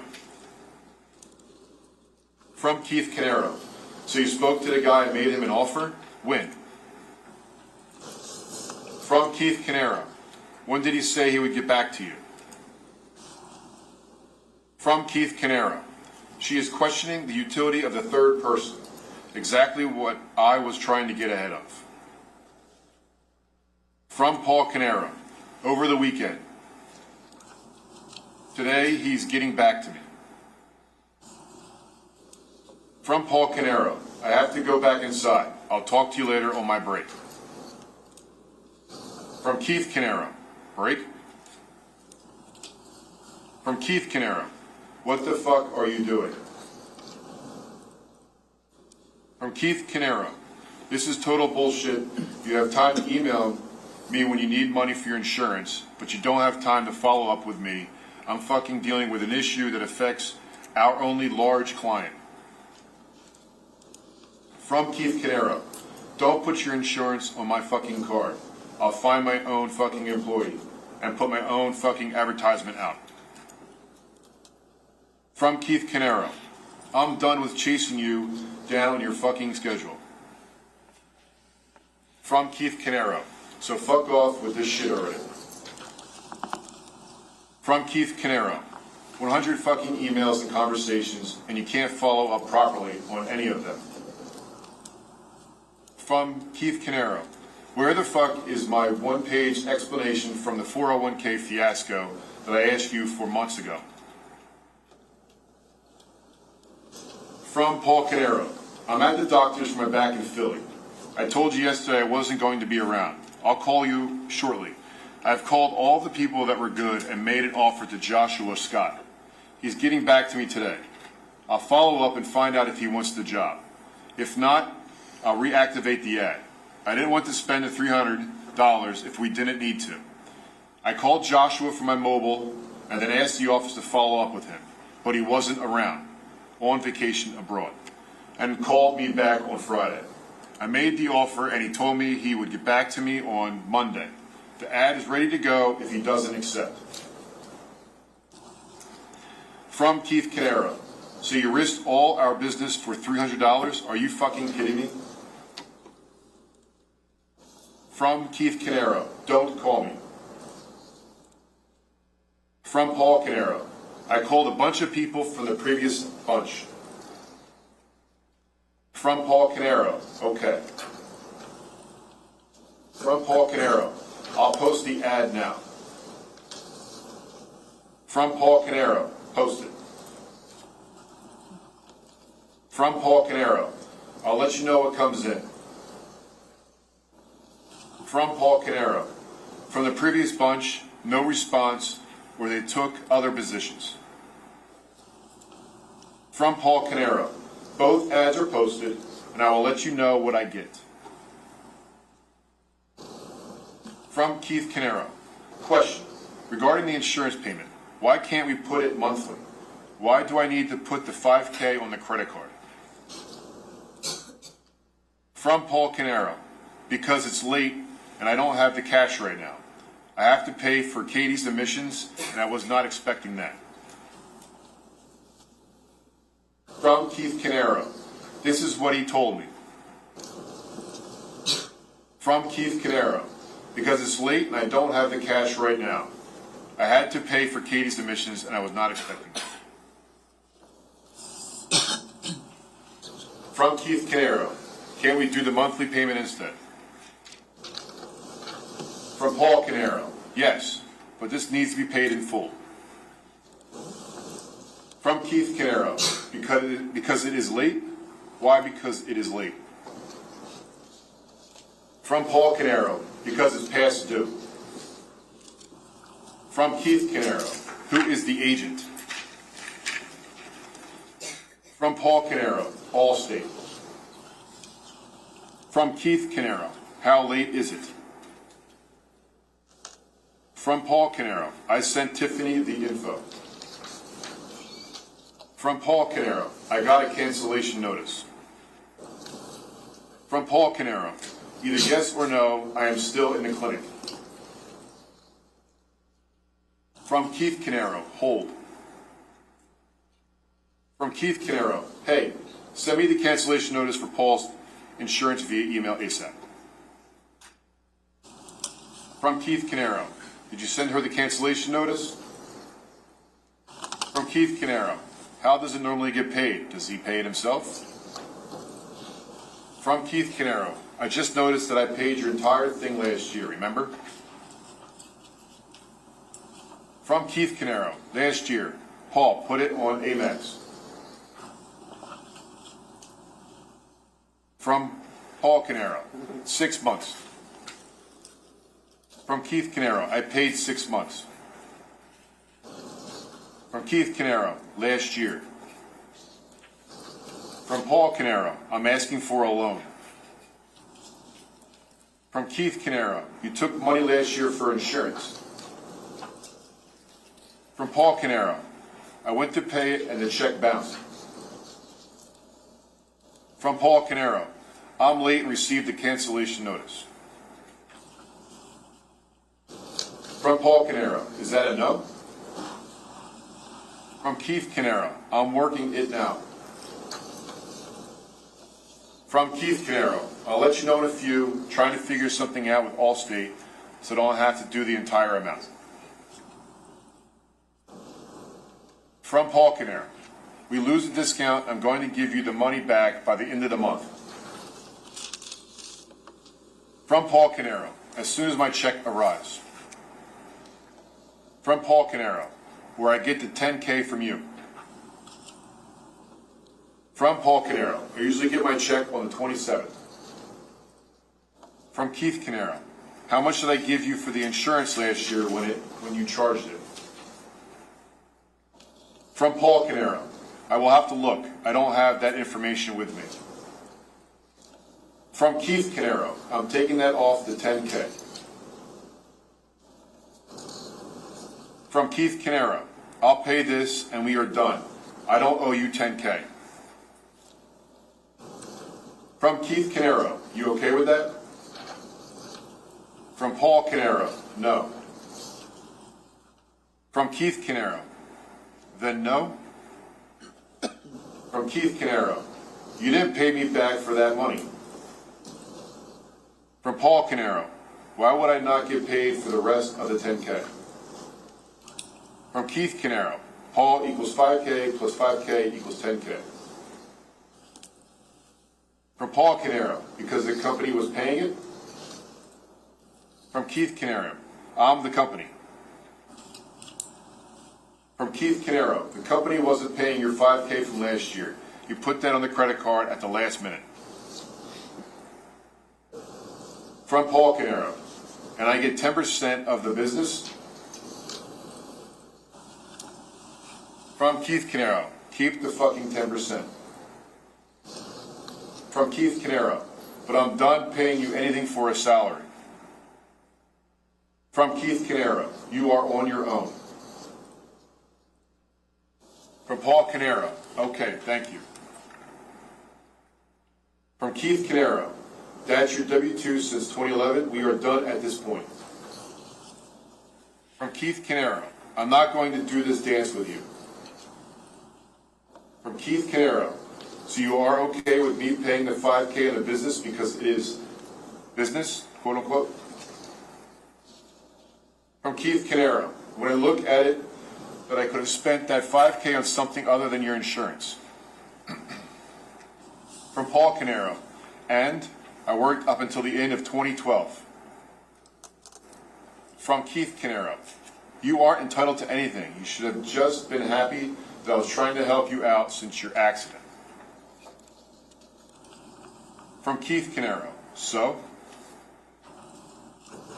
From Paul Caneiro. Okay, thank you. From Paul Caneiro. I'm sorry I asked. From Keith Caneiro.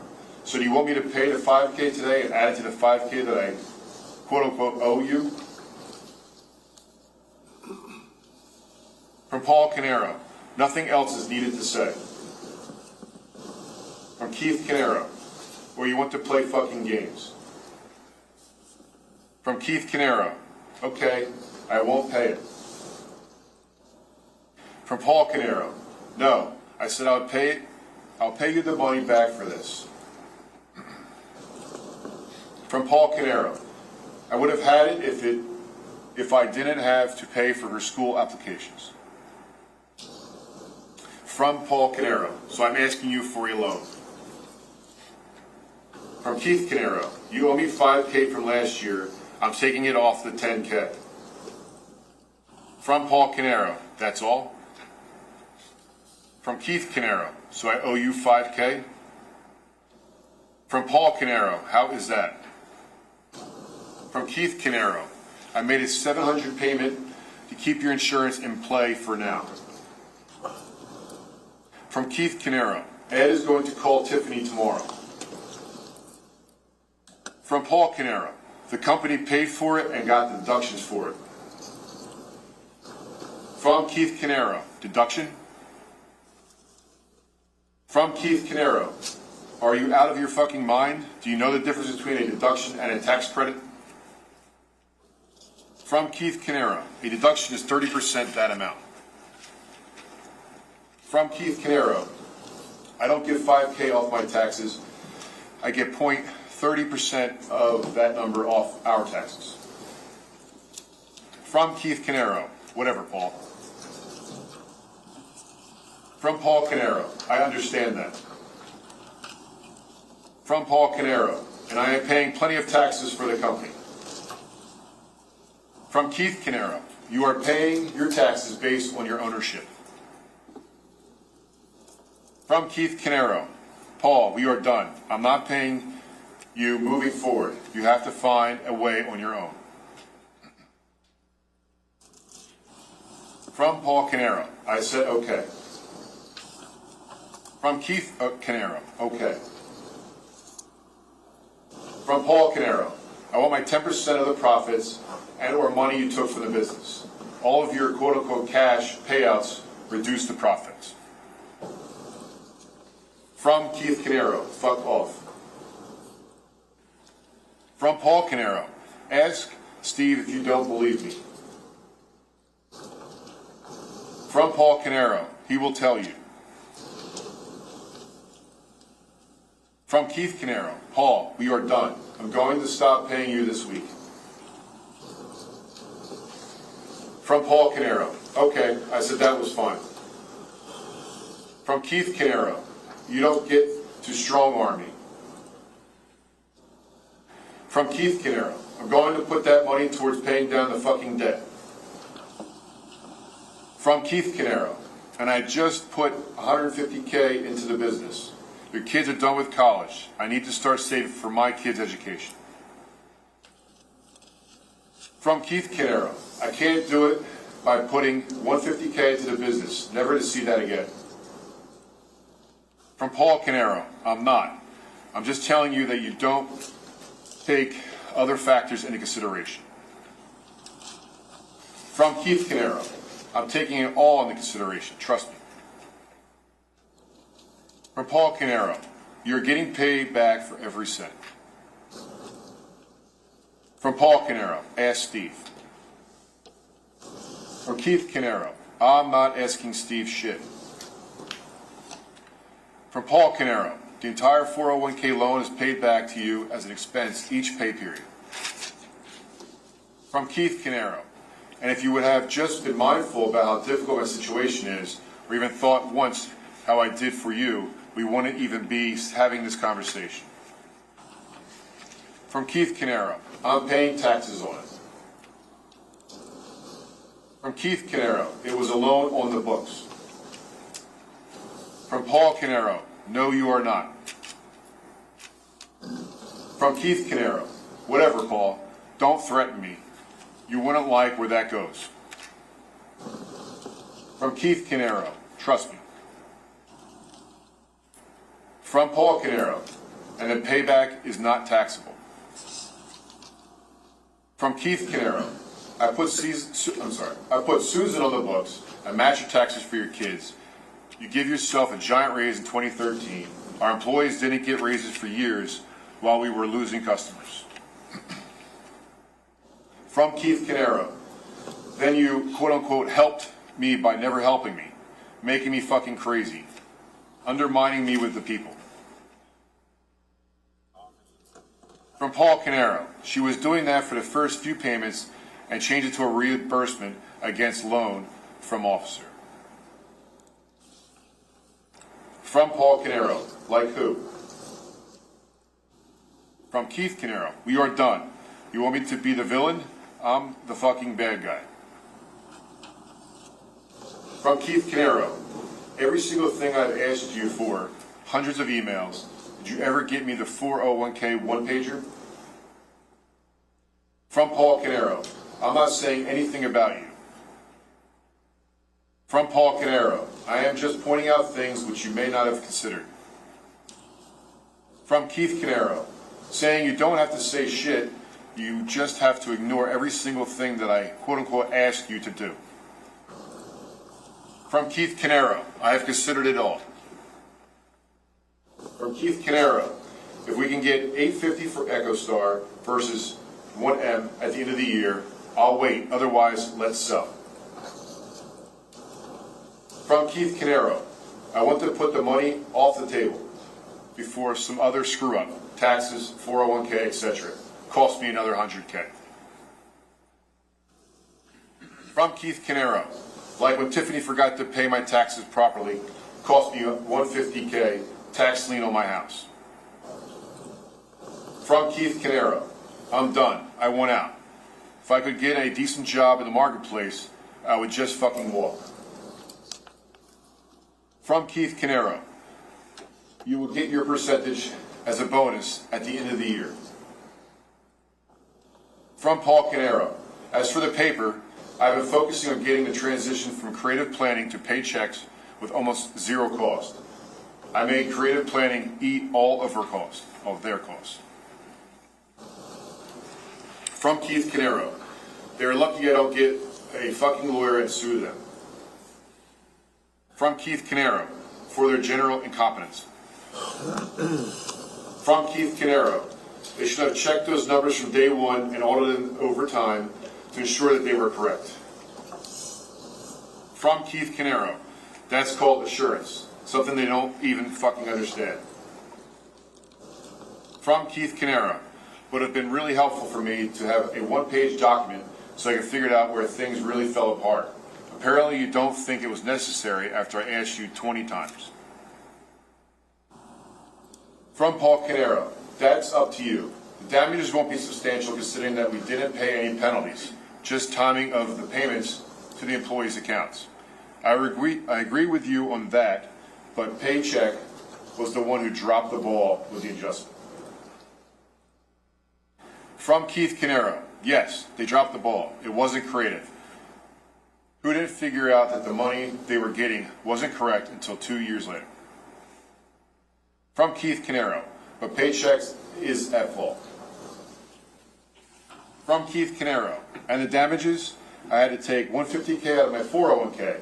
I paid fucking bonus based on wrong numbers.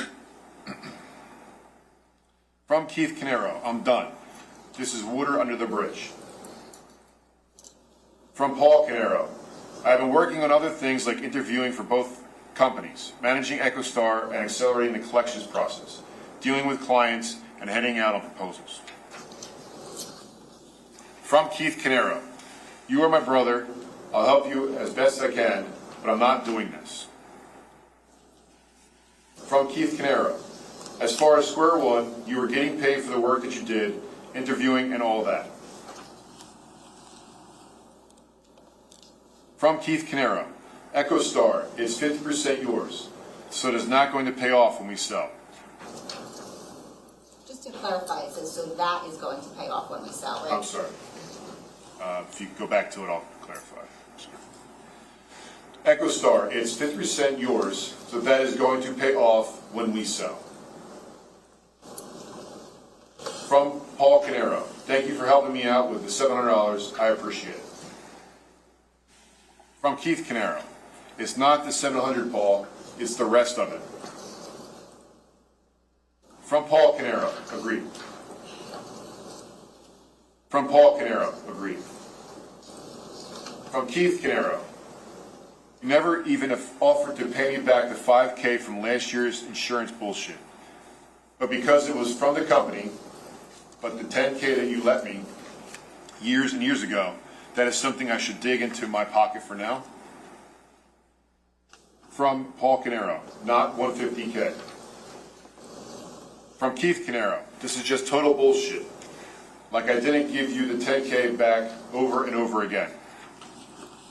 From Paul Caneiro, it was $80K. From Keith Caneiro, so leave me the fuck alone. From Keith Caneiro, $80K? I don't even know what you're talking about, and I don't give a shit. From Keith Caneiro, $80K out of mine, the rest of Jennifer's.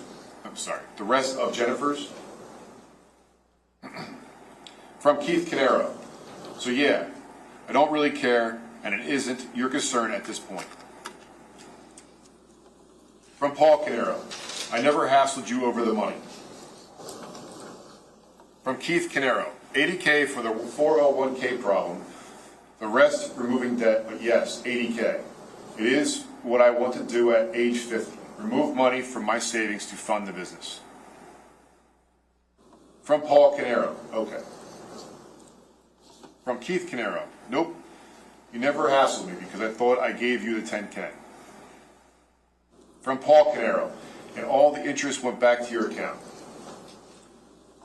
From Keith Caneiro, but apparently the money that I gave you over the past few years doesn't compare with the $10K that I owed you from 2011 when I couldn't make ends meet. When I was at graduation in 2014, You know what I remember? From Paul Caneiro. It's not like it was just quote-unquote lost. From Keith Caneiro. My fucking wife not being able to buy a fucking coffee at Starbucks. She sat outside with all of her credit cards expired. From Keith Caneiro. And waited for the ceremony to end. From Keith Caneiro. But yeah, you made almost $350K that year. From Paul Caneiro. All the interest collected on the loan is yours and goes back to you. From Keith Caneiro. And I have my credit destroyed, tax liens, debt, and not even the ability to get a coffee. From Keith Caneiro. I know that, Paul. That is, if Square One is a going concern, if it isn't, if I lose my only big client, we are done. From Paul Caneiro. And what about all the times that I went without to make sure you had money? From Keith Caneiro. Then what? The money comes from where? From Keith Caneiro. We helped each other out. This is what brothers do. From Keith Caneiro. I can't help you anymore. From Keith Caneiro. I need to start thinking about paying for my kids' college. From Paul Caneiro. And I didn't complain, and I'm not starting now. From Keith Caneiro. I'm putting away money for retirement. I don't have insurance policies to pay me if I don't work. From Keith Caneiro. You have that, so figure out a way to restructure things to live within that. I'll do what I need to do to ensure that my kids will be able to afford college without giving them loans, which is exactly what you did. From Paul Caneiro. Right there for a second. Can we go to the next one?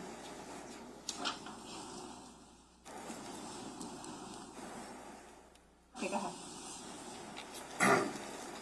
From Keith Caneiro. So I just want the same for my family. From Keith Caneiro. Okay, nothing I can do there. From Keith Caneiro. Because that money is something that I can use to pay for my kids' college and towards my retirement. From Keith Caneiro. At this point. From Paul Caneiro. I know that and don't expect anything less. From Keith Caneiro. And I'm sorry that you had an accident, and I have supported you in as many ways as possible, but I can't do it anymore, and we have to move forward. From Paul Caneiro. And I get it. From Keith Caneiro. So let's take the EchoStar cash and move forward. From Paul Caneiro. Thanks. End of discussion. From Keith Caneiro. Okay. From Paul Caneiro. I'll think about it. Is that the extent of September 17th of 2018? Yes, it is. Last one, and it's much shorter. I'm showing you what's been marked as S65.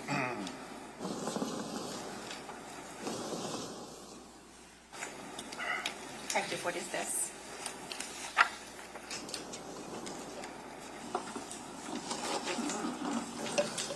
Appears to be the emails from the Google Drive on 11/5 of 2018. Thank you. Please go to the first one, 11/5/18. And this corresponds with S65. From Keith Caneiro. Hey, can you check with Block to see where he is at with that information? I want to start reviewing it before the meeting.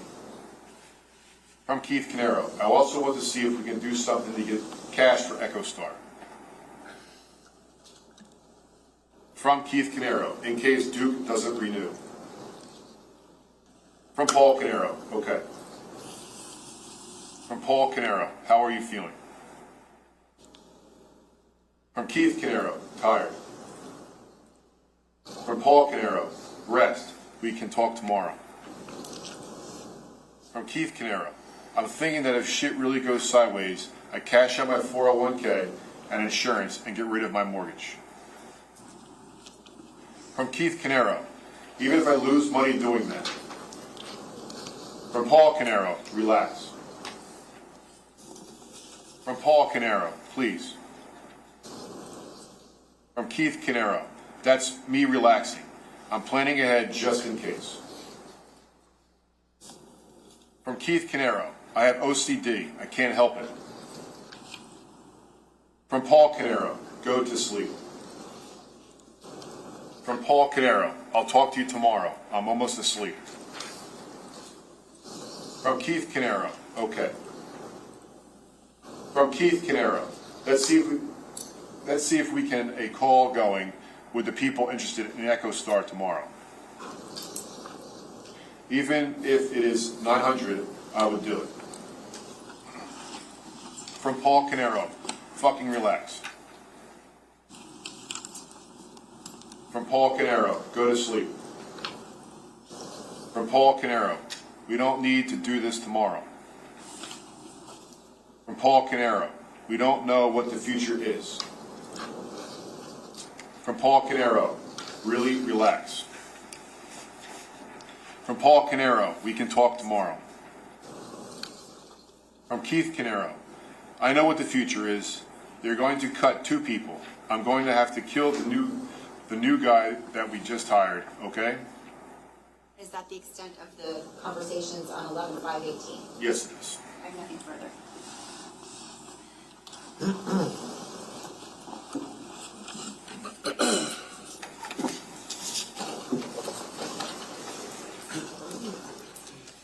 Can I see the counsel at sidebar, please?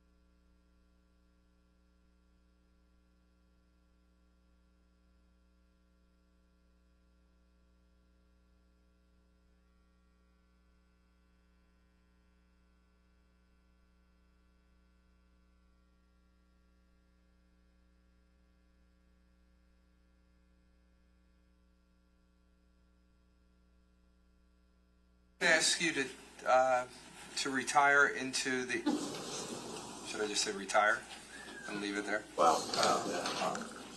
Or me retire?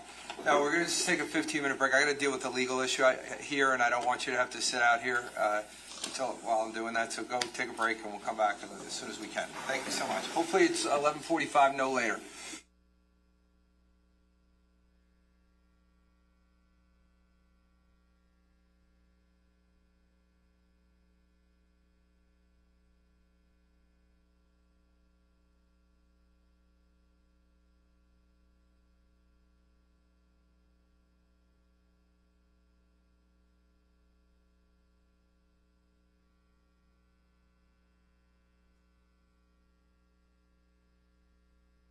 Okay, you got 15 minutes.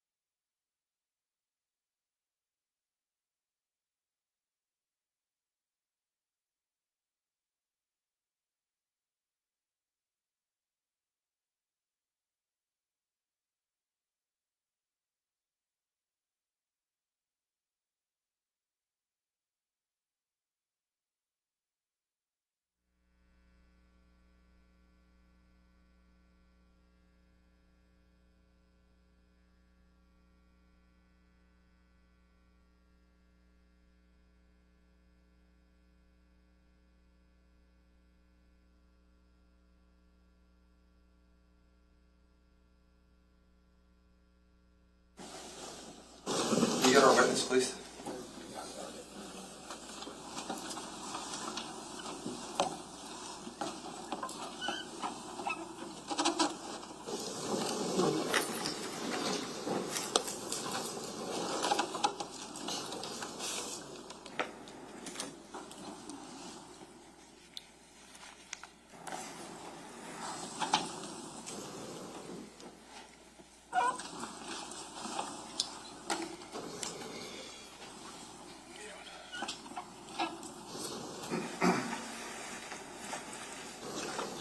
Pass along. Good morning, Detective. So I want to take a step back and just start with extractions, generally speaking. I think you had testified on direct that you've performed many extractions. Yes. And you explained how you extract the information from the phone and use certain programs to basically parse out that data. Correct. I just want to make it clear for us what exactly that means. So correct me if I'm wrong, but when you take a phone and you extract the information from it, essentially what you're doing is you are plugging the phone into like a program, and that program basically takes a mirror image of the data on the phone. Is that right or wrong? It's sort of right, and the thing that when you connect it to the device then goes and extracts the data from the device.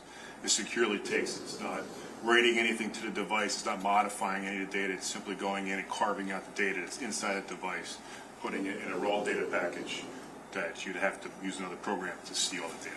So the data is a mirror image in the sense that it's not altered, modified in any fashion once it's copied. Once it's extracted from the device, correct. Okay. And the data that's extracted from the device is essentially raw data, right? Correct. And when we look at a cell phone, there's a lot of data inside of this rectangle, right? Absolutely. So the data abstractly is not something that you can just look at and understand, right? It needs the program to read it. Correct. And one of the programs that you mentioned, I think, was like Celebrate. Yes. And so there's something called Celebrate Reader. Yes. And again, tell me if I'm wrong, but Celebrate Reader is a program where it takes that data and it puts it into a program where the user can interface with it and understand what that data means. So there's one level that's missing there is that there's a Celebrate physical analyzer where we take the raw data first, parse it out so we have that in front of us. So it parses all the data out so we can see it as examiners. And then we make the extraction reports. When we make the extraction reports, that's when the working copy has that reader file included with it. So that way we give it to defense or we give it out to detectives so they can open it at their computers or wherever and they can review the data. You're referencing the PDF? There's a PDF and there's a working copy. There's two versions. The working copy is a reader file, like you described, and then there's the forensic file that's associated with the extraction. That's the data.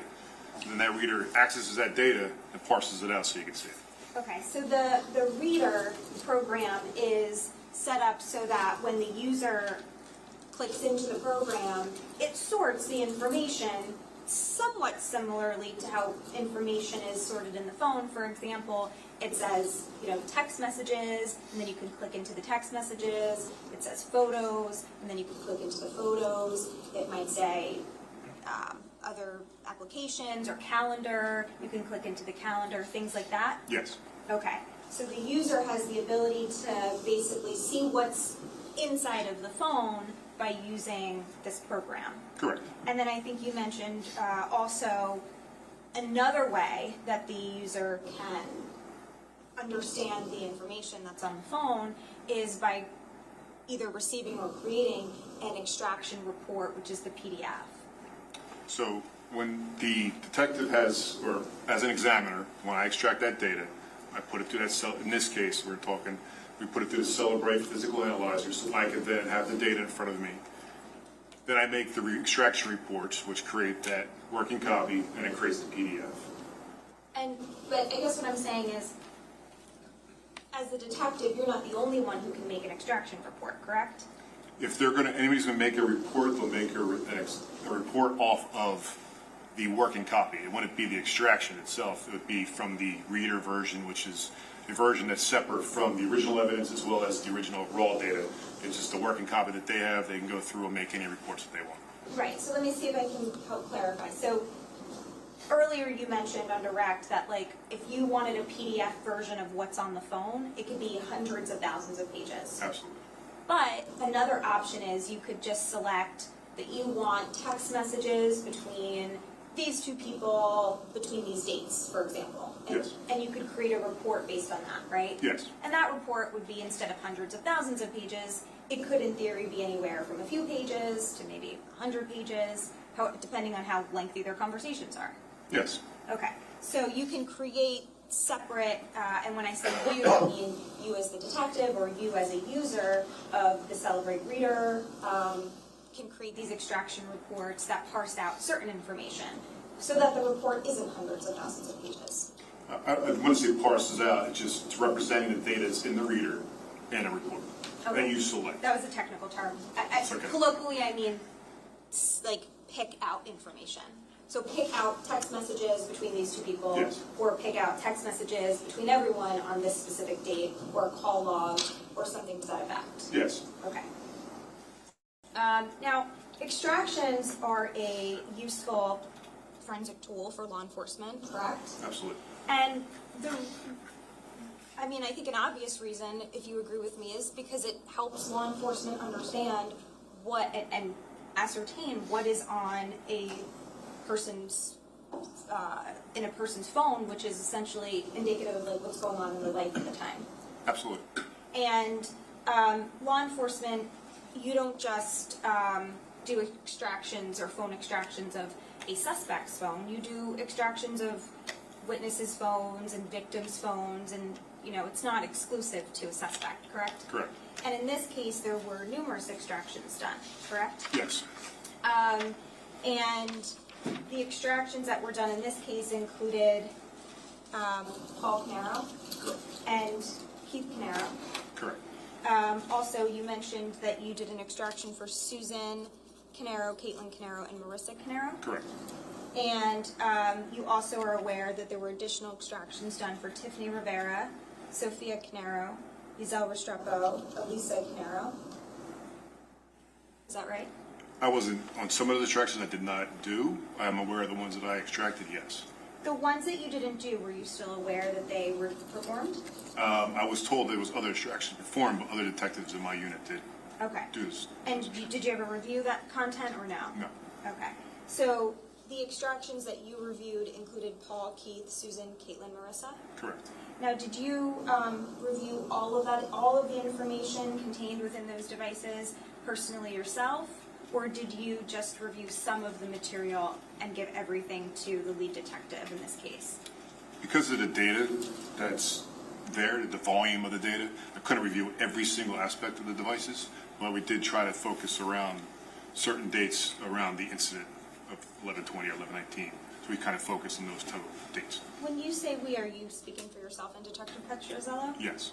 So do you have knowledge of whether Detective Petrozello looked at everything, or are you indicating you don't know, or are you indicating that, to your knowledge, he only looked at certain parts? I can't speak for Detective Petrozello now. Okay. But you did give him the full extractions? Correct. And so he had access to all of the information? Yes. But you don't know whether he reviewed it all or not? No.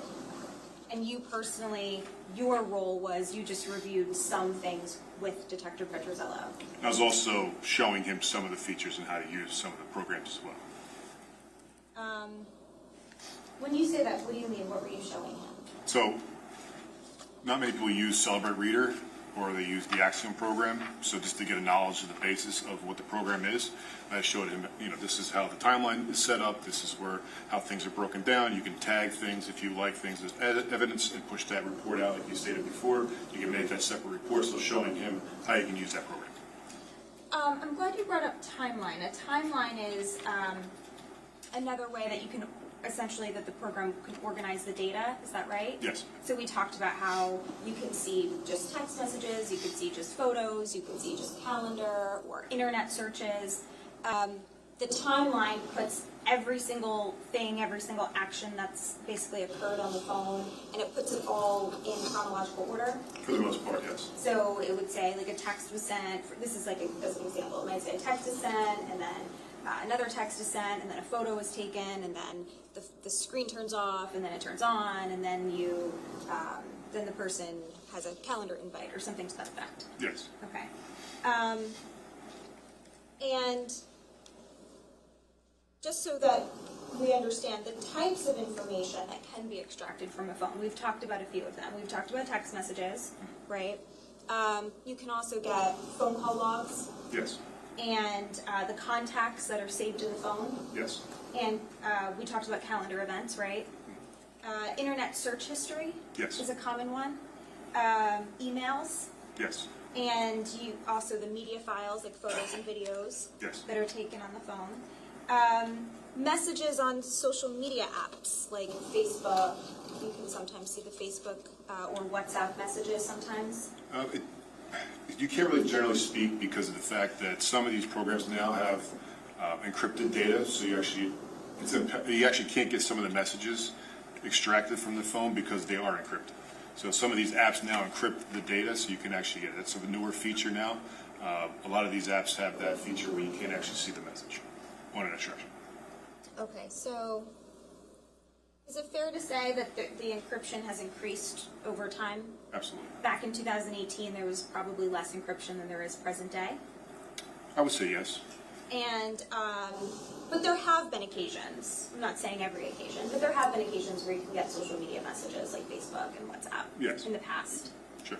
And also, you can get location data from inside the phone. Sometimes, yes. Metadata, and I think you called it, what is it, like C data or something? What did you call The it? knowledge C database. Knowledge C database. That's actually not metadata, that's actually a database that's inside an iPhone that stores the data of the user activity. That's correct. Okay, right, yeah, no, metadata is a separate, I'm saying you could also get metadata from the phone. Potentially, yes. For example, like the date and time that a photo was taken. Correct.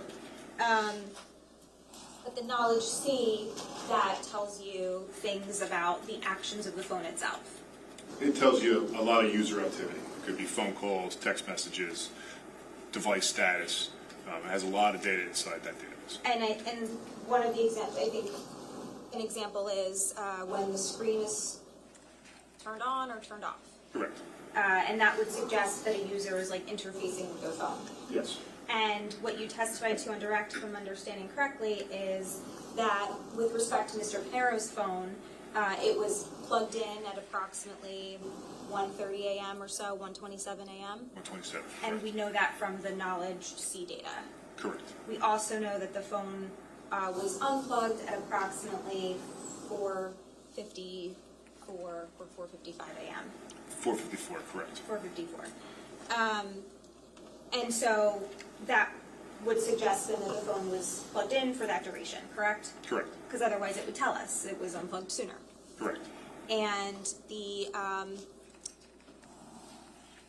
I think the prosecutor elicited this on direct, but just to be clear, in addition to that information, in conjunction with working with the FBI, it was determined that, and confirmed, that Mr. Caneiro's phone was at the location of his home during those hours as well. Yes. Okay. And so there's no indication that that phone ever left the house during that time? No.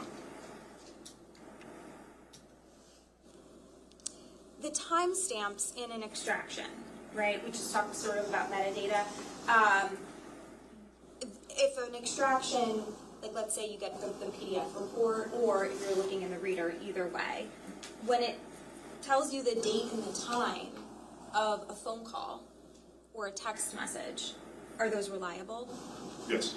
Okay, so when when the prosecutor was showing you an extraction report with some messages earlier, and they were referencing the dates and the times, those are accurate? Yes. Okay, and how do we know that?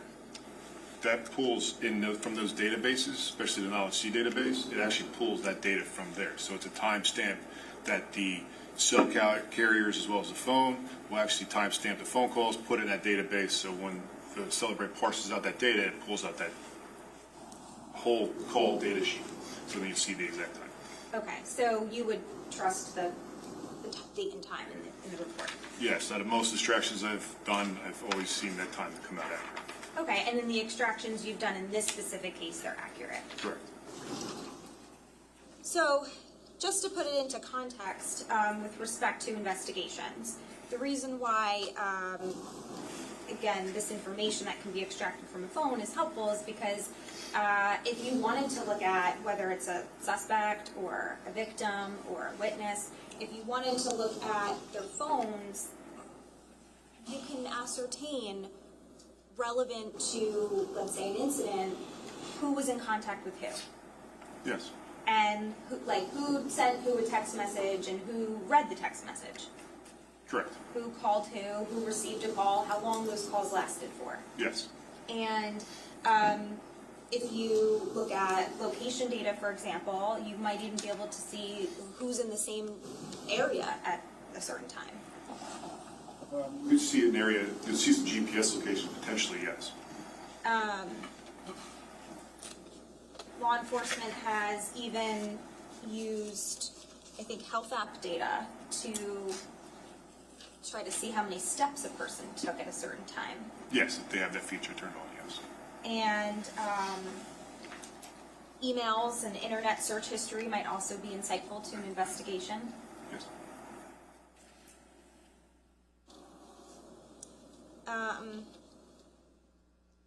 Now, you mentioned that you were trained in Celebrate, Yes. and Celebrate has different levels of certifications, Correct. and it has beginner, intermediate, and advanced. Yes. The highest level is the CCNE Celebrate Certified Physical Analyst. Yes. Do you have that certification? Not currently, no. Okay. Which ones do you have? At the CCO and the CCPA. So as a Celebrate operator and the physical analyzer. And the advanced. Okay. Correct.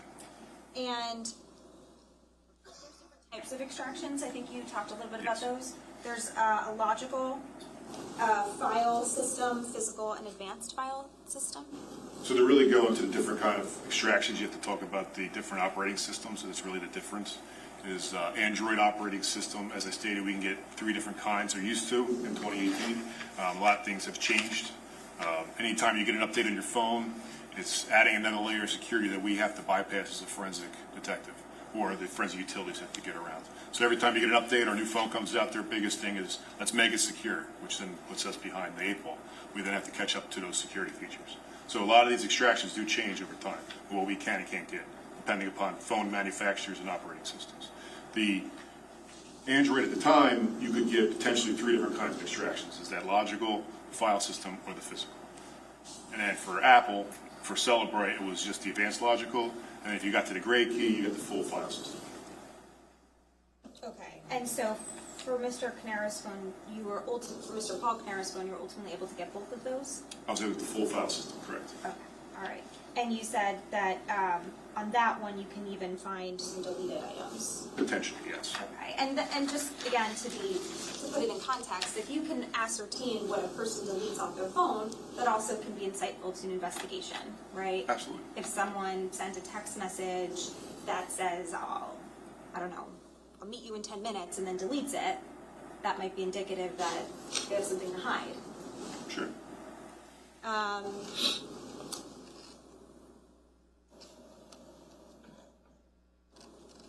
Other than you and Detective Petrozello, are you aware of anyone else who reviewed the information in these extractions? I am.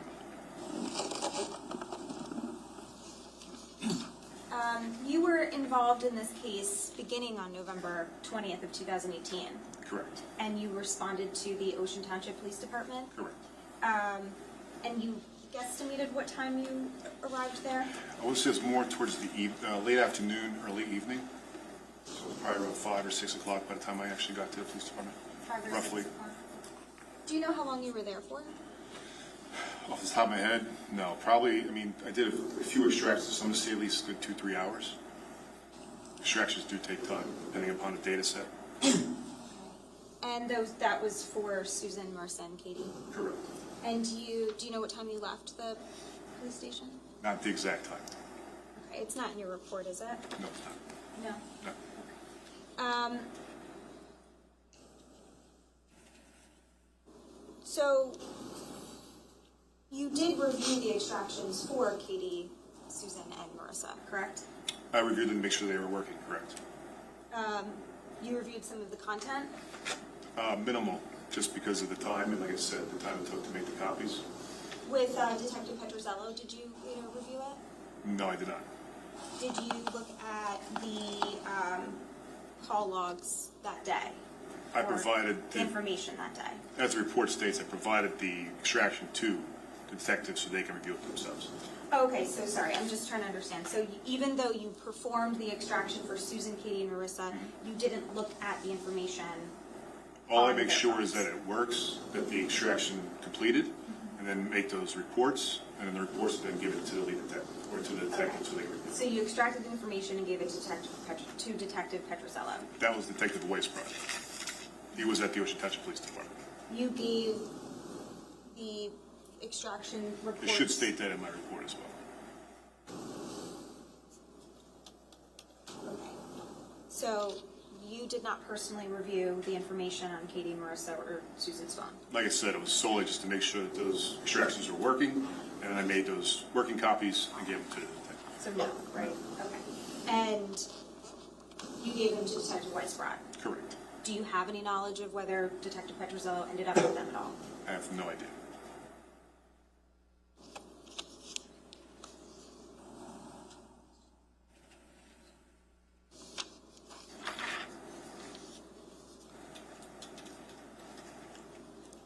But the information that you did extract, again, you acknowledge it's accurate, right? Yes. And you wouldn't be providing Detective Weisbrod or Detective Petrozello with anything that's not accurate or anything that's been compromised in some fashion? No. The information you gave them is reliable? It's the data from the device, yes.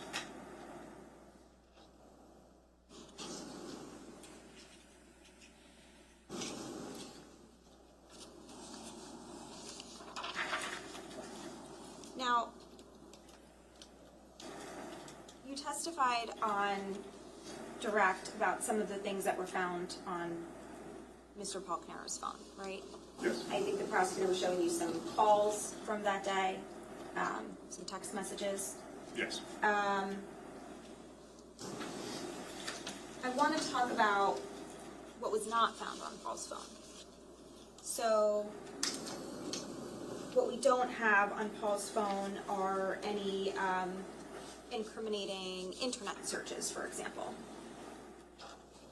No, not that I'm aware of. Okay. So, in other words, in some cases, right, internet searches can be helpful because a suspect might be Google searching, how do I bury a body, or how do I get away with murder, or something to that effect. We've seen that before, right? Sure. Okay. And a lot of times the internet searches can be helpful to kind of uncover a person's motive or a person's plan, because sometimes people try to Google how to assist in committing a crime, right? Sure. Okay. In this case, there was nothing like that on Mr. Caneiro's phone. Not that I'm aware of. There were no searches about how to get away with arson or how to get away with murder or anything like that. There were no communications between Paul and Keith where Paul's threatening Keith or that are threatening in nature. Not that I'm aware of.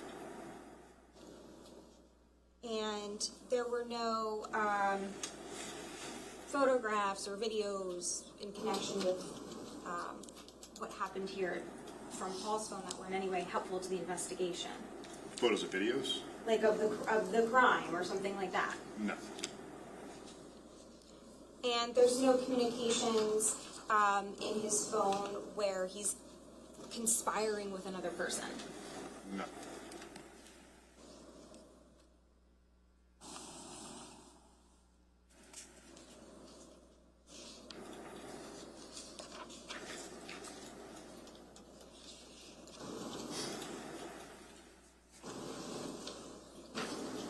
Keith had a variety of different chat applications on his phone.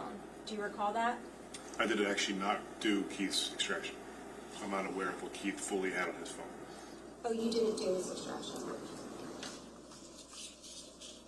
You just did the Google Cloud? Cloud Drive, yes.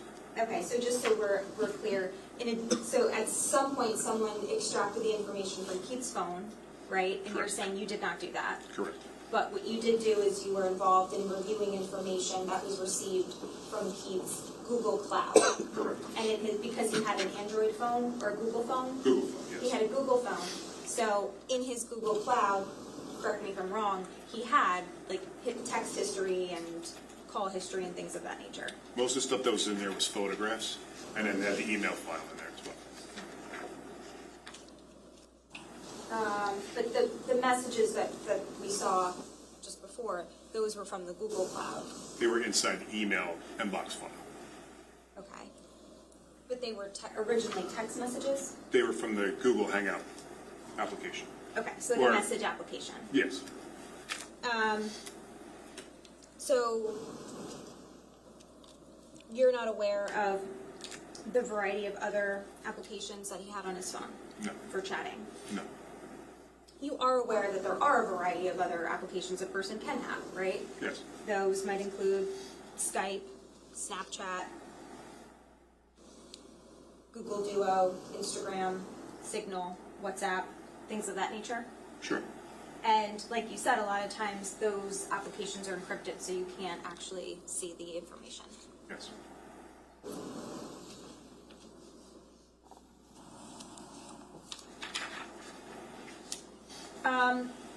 We talked about the cell phone extractions that were done in this case, and whether you did them or not, you were sort of aware of which ones were done.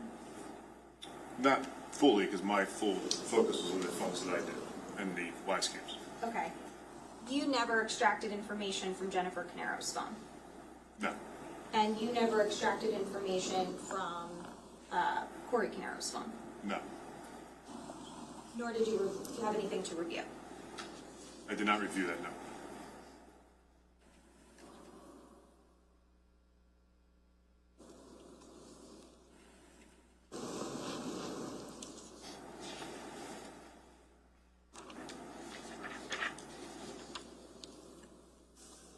Now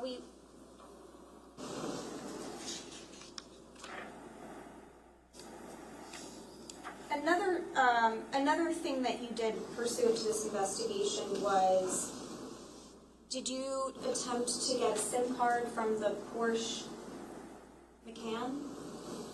No.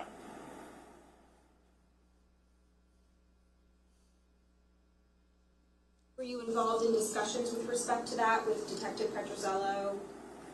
There was discussion, but I never made actually to the Ocean Township location. I was at the police department.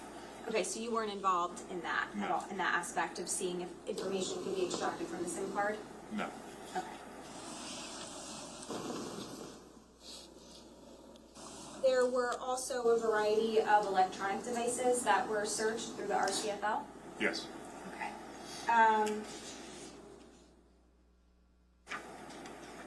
Just one moment.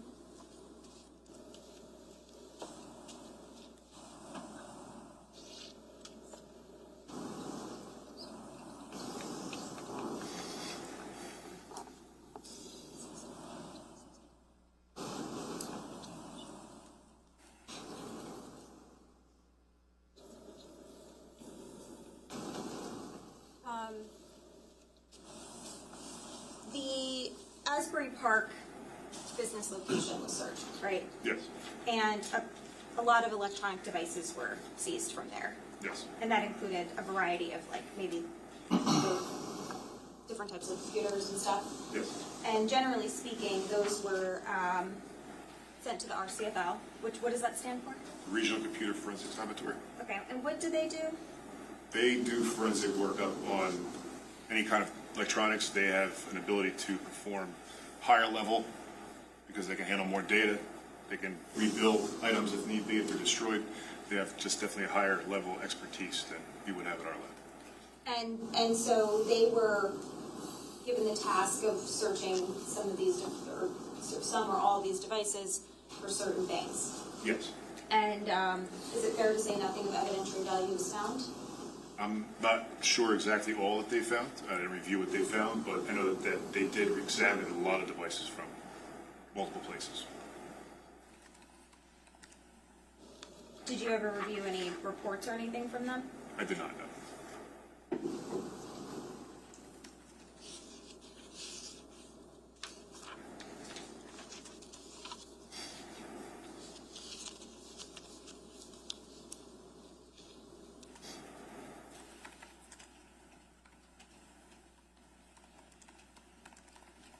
There was an exhibit,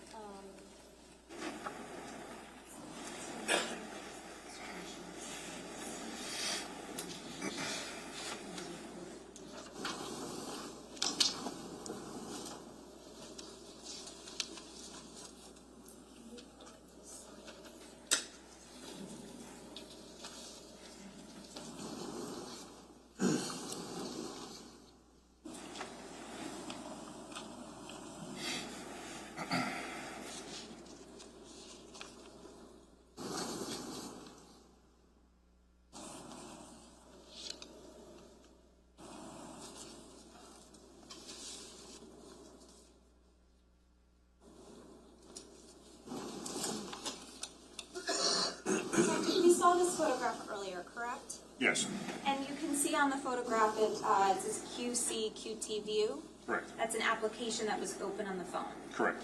And are you aware that that's in reference to the DVR system that Mr. Caneiro had in his home? Yes, Okay, so there's an application that Mr. Caneiro can access on his phone that would enable him to see video from the hardwired system.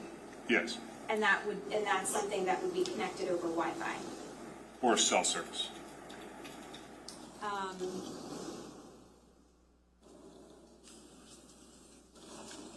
But obviously, the application works through, not like in order for the hardwired system to communicate data or information to the application, the system is not plugged into the phone. No, you can view it remotely.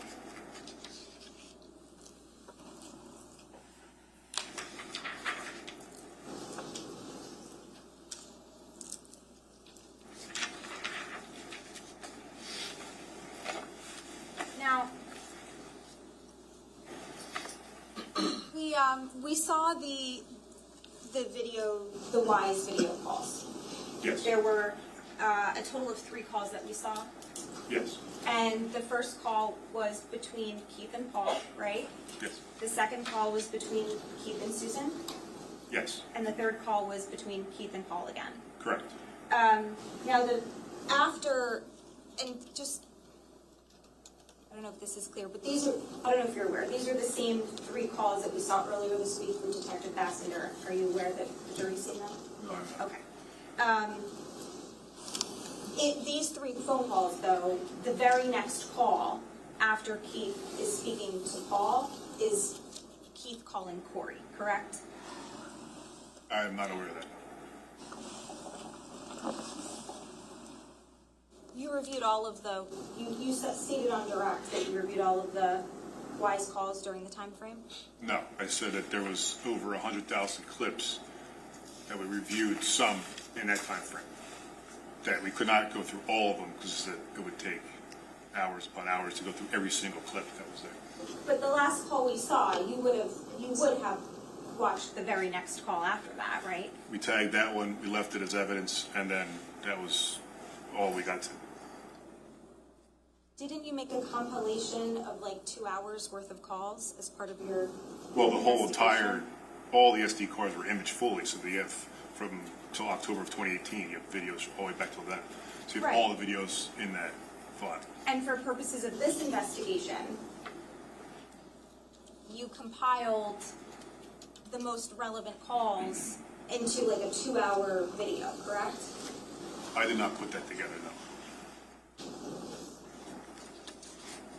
There's a 52-page transcript that was prepared by Detective Petrozella with respect to these videos. Have you seen the transcript? No.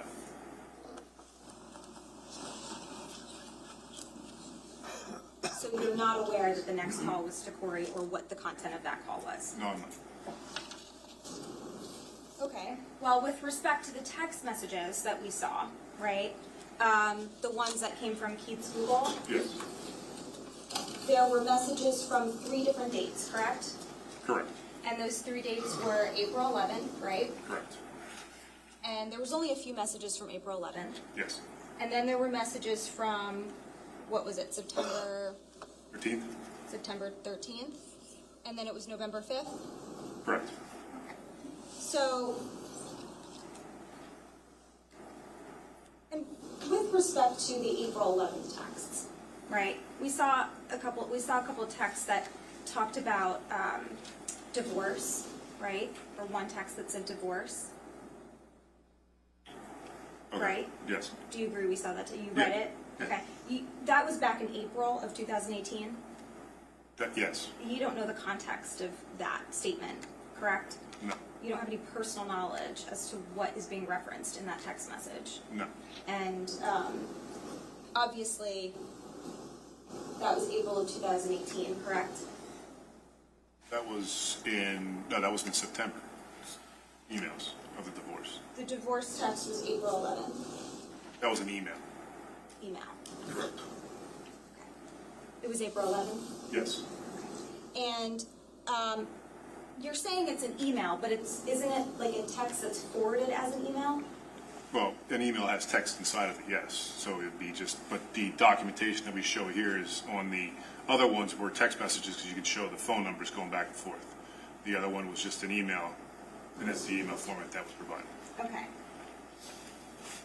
So, again, you don't know the context of some of those messages or emails. No, And, in fact, it's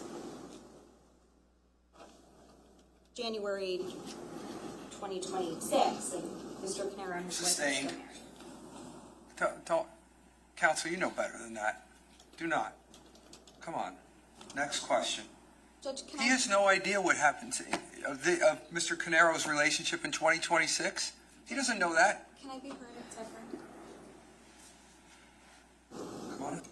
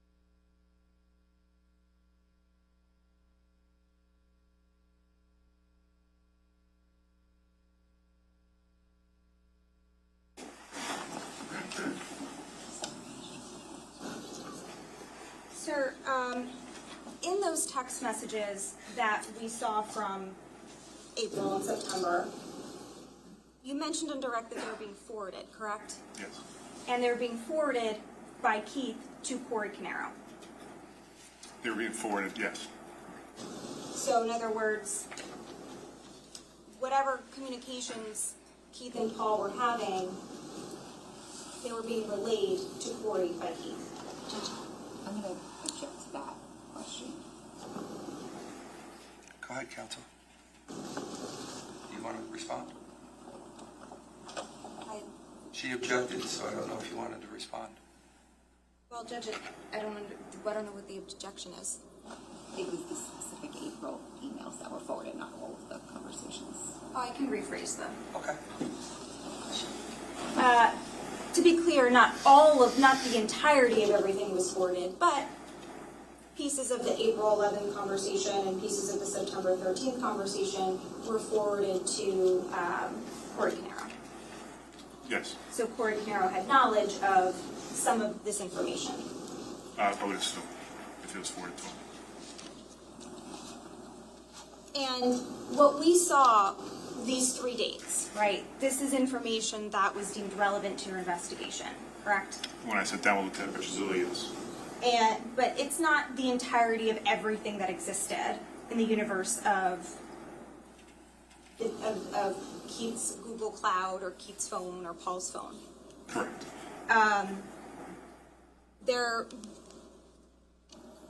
Without going into any of the content specifically, there's many messages between Keith and Paul and Keith over the course of, let's just say, 2018. Sure. And prior to that. Yes. And there's many phone calls back and forth. Yes. And one of the messages that the jury heard indicates that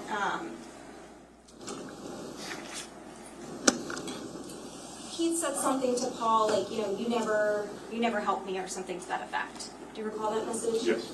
Okay. But we do know from the messages in the phone that that's not true, and that Paul does help Keith with things, correct? Objection. What's your objection? It's what the messages say, not that he knows if Paul helps Keith or Keith helps Paul. We need to talk about focus on the messages, that's one thing. But not his knowledge of whether they help each other out. You would have no knowledge of that. A message was read to the jury that suggests the state's trying to create this picture that Keith felt Paul didn't help him, but there's information in the messages where Paul is helping Keith with a variety of things. So why don't you be specific? You can be specific with that, and then I'll allow you to ask those questions. Ladies and gentlemen, we're going to break for lunch. It's almost 12:30. I don't want to slow you down from your lunch break. Please don't discuss this case or do any research. I'll get you back up here at 1:35 so that you guys have a full lunch hour.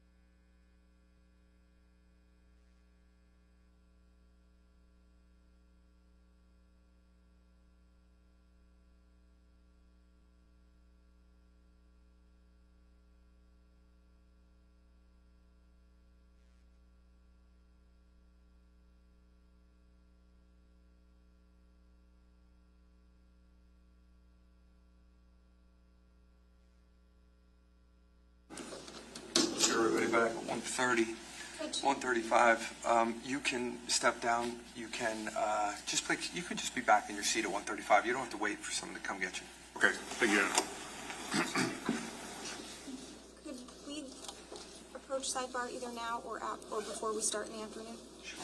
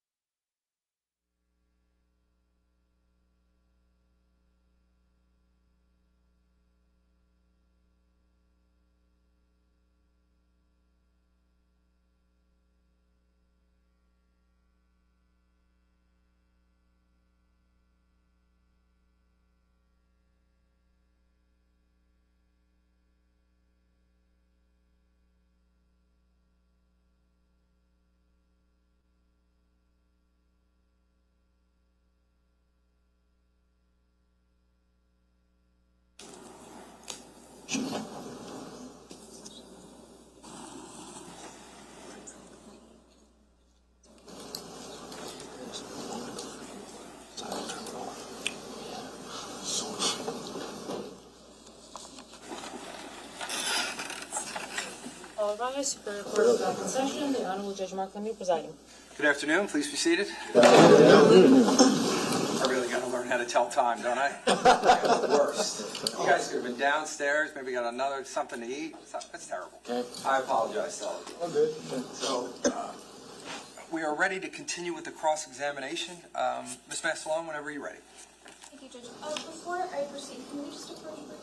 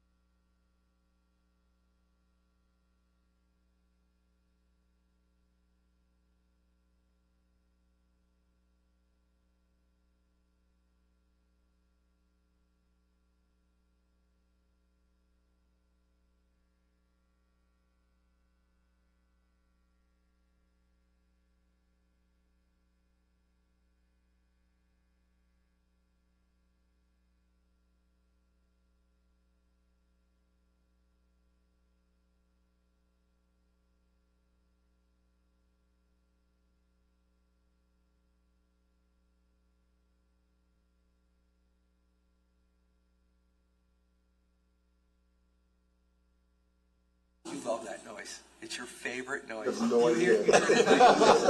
When you sleep, do you hear it now? I truly hate it. I apologize then. All right. Go ahead. Thank you. Detective, where we had left off before the break was, you had testified, we were discussing how the jury had the opportunity to hear, when you were reading the conversations from 3 different dates, correct? Yes. Those dates were April 11th of 2018, correct? Yes. September 13th of 2018, and November 5th of 2018. Yes. And as we discussed, those aren't the only conversations that exist in the universe of what you reviewed, correct? There's many conversations back and forth between Paul and Keith, and there's many phone calls and things like that. Yes. And one of the messages that was read to the jury is Keith seems frustrated and he says, Paul, you never helped me with anything or something to that effect. Do you recall that message? Yes. Okay. But we know from other messages that are in the phone, even just on or around that time period, I'm talking about September, October, November of 2018, but also previously, that Paul does help Keith with things, with a variety of things. I'm not aware of that, but You did review the information, right? on the cell phone? On the Also- Google, the Google Drive, Cloud, yes. And so on September 26th of 2000, so September 13th is the date that we saw that was a very lengthy conversation. Yes. Right? And about 13 days later, a little less than 2 weeks, Keith is asking Paul for help with his school, with his lab work. Do you recall that? Yes. Okay, and specifically, Keith is saying to Paul, asking Paul to log in for him to perform a lab because Keith tried it 3 times and failed, and Paul agrees to do it for him. Yes. Okay. And on October 11th, Keith is having an issue with his AC unit at his house, and he's explaining to Paul what the issue is.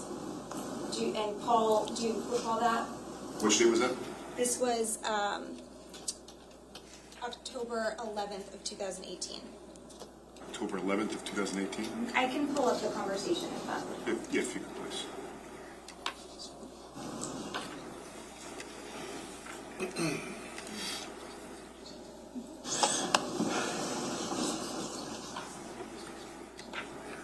Do we have this table? Oh, okay. Do you want to read the conversation? You just have to start at the bottom and then go up, because the oldest message is on the bottom. So on October 11th of 2018, Keith says, This is coming from the cell phone extraction? this is from the Google Cloud. Okay. October 11th, 2018, at 17:34, Keith Caneiro wrote, Paul, I went to turn the AC on when Joanna was here. Thermostat doesn't see the AC. I checked the connections and it looks like one of the wires isn't showing up on the wiring screen, but the Nest can display. Here's what I tried. A, I removed the thermostat and put it back on again. B, I removed the offending cable and placed it back. C, I checked the switch next to the AC unit in the basement. D, I checked the fuses, all are on. E, I checked the fuses outside by the condensers. F, I ran the fan, which works, so I know it sees one of the 2 wires. I don't know what else to try, but I might need you to look at it. I thought that maybe Big Toe shut something off or not. Or out. Is there another switch besides the one next to the unit in the basement?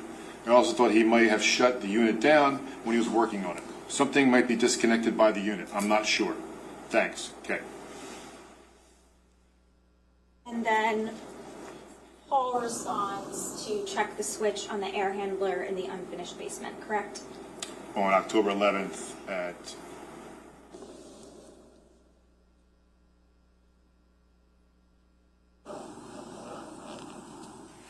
So that actually, that 6 p.m. is actually before, I'm sorry, correct. 17:34 Correct, sorry about that, is yes. military time, so Correct. that would be, what time, 5:34? 5:34, correct. Okay. So at 6 p.m. on October 11th, 2018, there was a reply to check the switch in the air handler in the unfinished basement of Paul Caneiro. Okay, and then if we scroll up, And Keith responds, I did, it's in the correct position, why would the fan work then? If that was the wrong position, would the fan still work? And the conversation continues. Yes. And if we go all the way up, ultimately Paul says, I'll swing by on Saturday.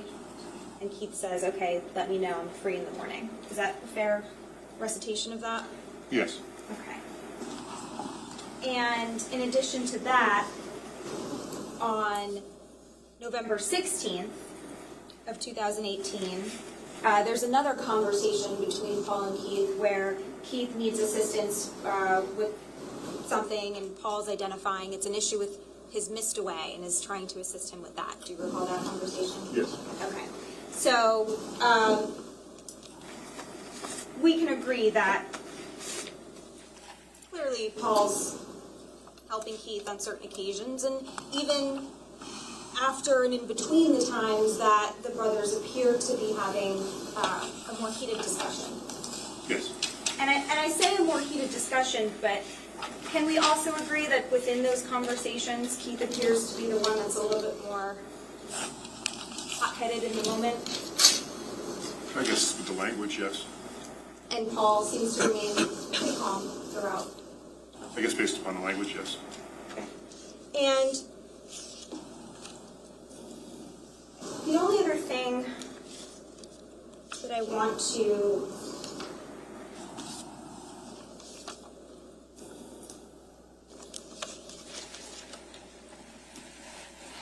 discuss with you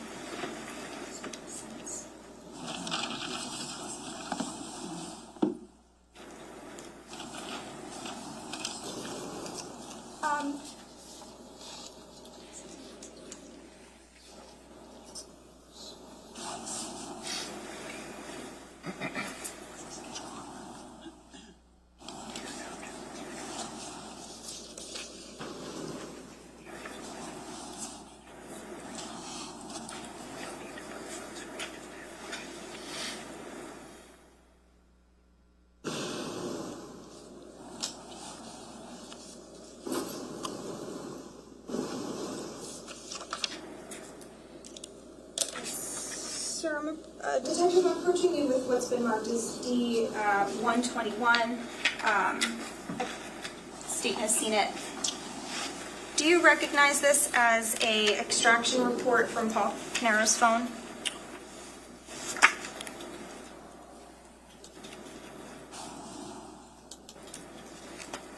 Yes. Okay. And specifically, if we look at this extraction report, I'm referencing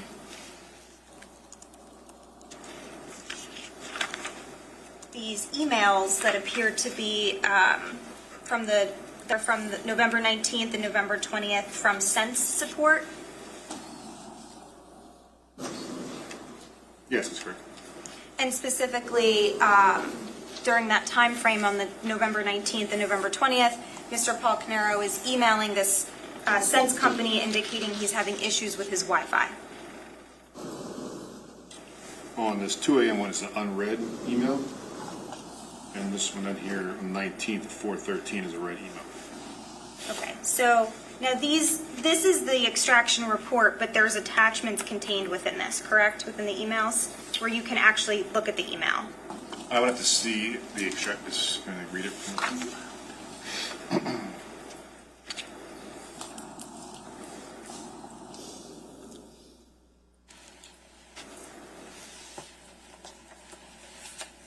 See if there's an attachment on this report here.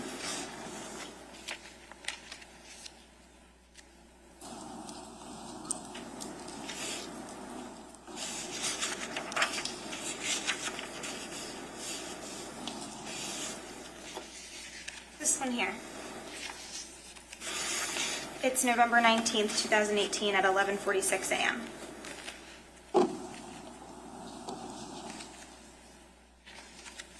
see the attachment thing on here as well, because if you look at this one, this would show an attachment like it shows here.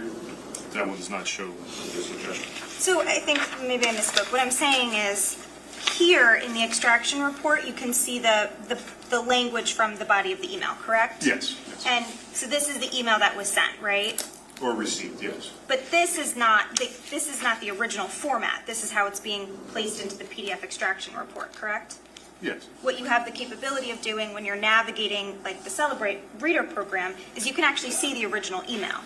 Yes, you could. Okay, so I'm going to show you what's been marked as D122, and this is a copy of the original email, which, can I assume you've seen this email since it's contained within the extraction report that you indicated you reviewed?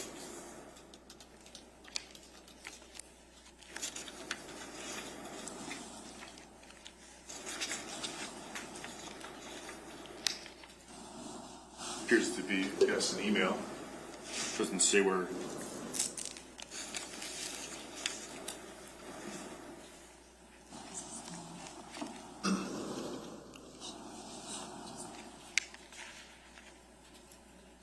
Yes, it appears to match up. It matches up, right? Yeah, yeah. Okay. Yes. And when we say it matches up, we're talking about in the extraction report, we can see the timestamp of the email, correct? Yes. We can see who the email's from, right? Correct. We can see who it's to, right? Yes. And we can see the actual body of the email. Correct. And then what you have, what's marked as D122 is the email itself.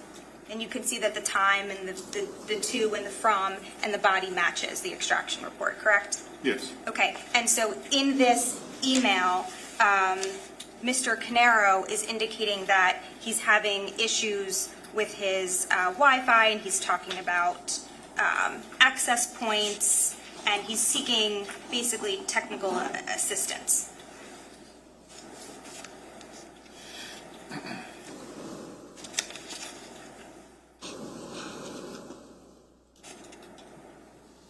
Yes, it appears correct. Okay. And this is, again, something that you reviewed, right? Yes.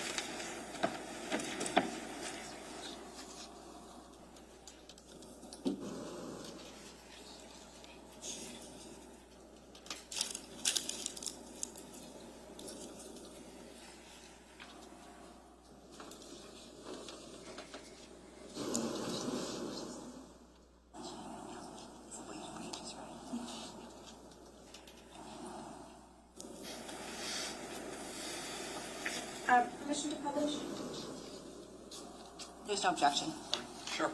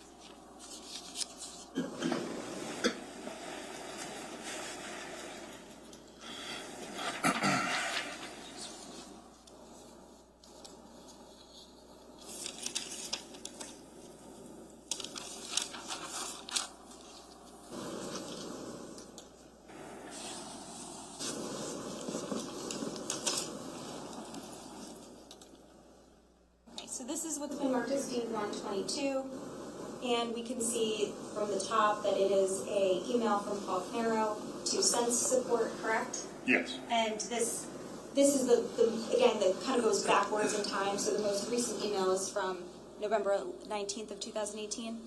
Yes. And Mr. Caneiro is indicating to, looks like a customer service representative, that he's having issues currently, that the Sense app is starting, that the unit is offline, or stating, it says starting, but stating that the unit is offline.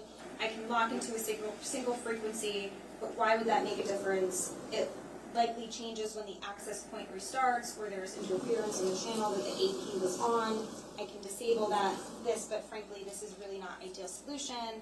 And then the email goes on, again, where it looks like there's some screenshots that Mr. Caneiro is embedding in the email, and he's concerned about some connectivity or Wi-Fi issues. Is that a fair recitation of the email? It appears to be, yes. And then again, if we can go backwards in time, but basically, the original email is at the bottom from Mr. Caneiro, and then it goes into the customer service representative's response, and then that was Paul's response to that person. But the original email dates back to November 18th, so it's over a 2-day period, correct? Yes.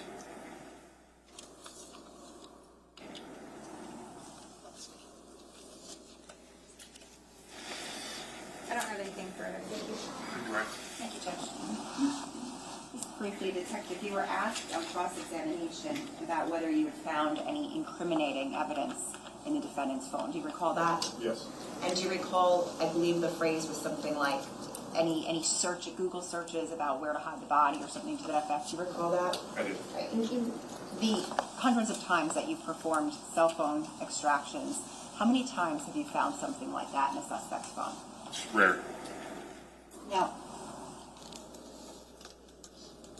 based upon your review of Keith's Google Cloud, as well as the defendant's cell phone, did it appear that there were many times, when Keith would ask the defendant to help him with stuff around his house? Yes. And I just want to be clear, the email that we read was from October 11th of 2018, where Keith was asking Paul to help him with things in his basement. Is that right? Correct. Okay. And then again on 11/16 of 18, Keith was asking Paul to help him with his Mr. Wag system outside in his yard. Is that right? Correct. Okay, nothing further. Anything else? Just, you indicated that it's rare to find in a suspect's phone something as overt as how to bury the body, right? Yes. But it does happen, right? It happens. I don't know if I've actually ever found that kind of evidence, because usually if somebody's going to be committing that crime, they may delete it or remove that, so it's not on the device. But we know that we can also retrieve deleted information on some occasions, right? Unfortunately, it's getting rarer to get deleted information, but yes, it's possible. Okay. Regardless of whether you personally confronted it, we do know that generally speaking, law enforcement sometimes finds those types of searches. Objection. Your objection is sustained.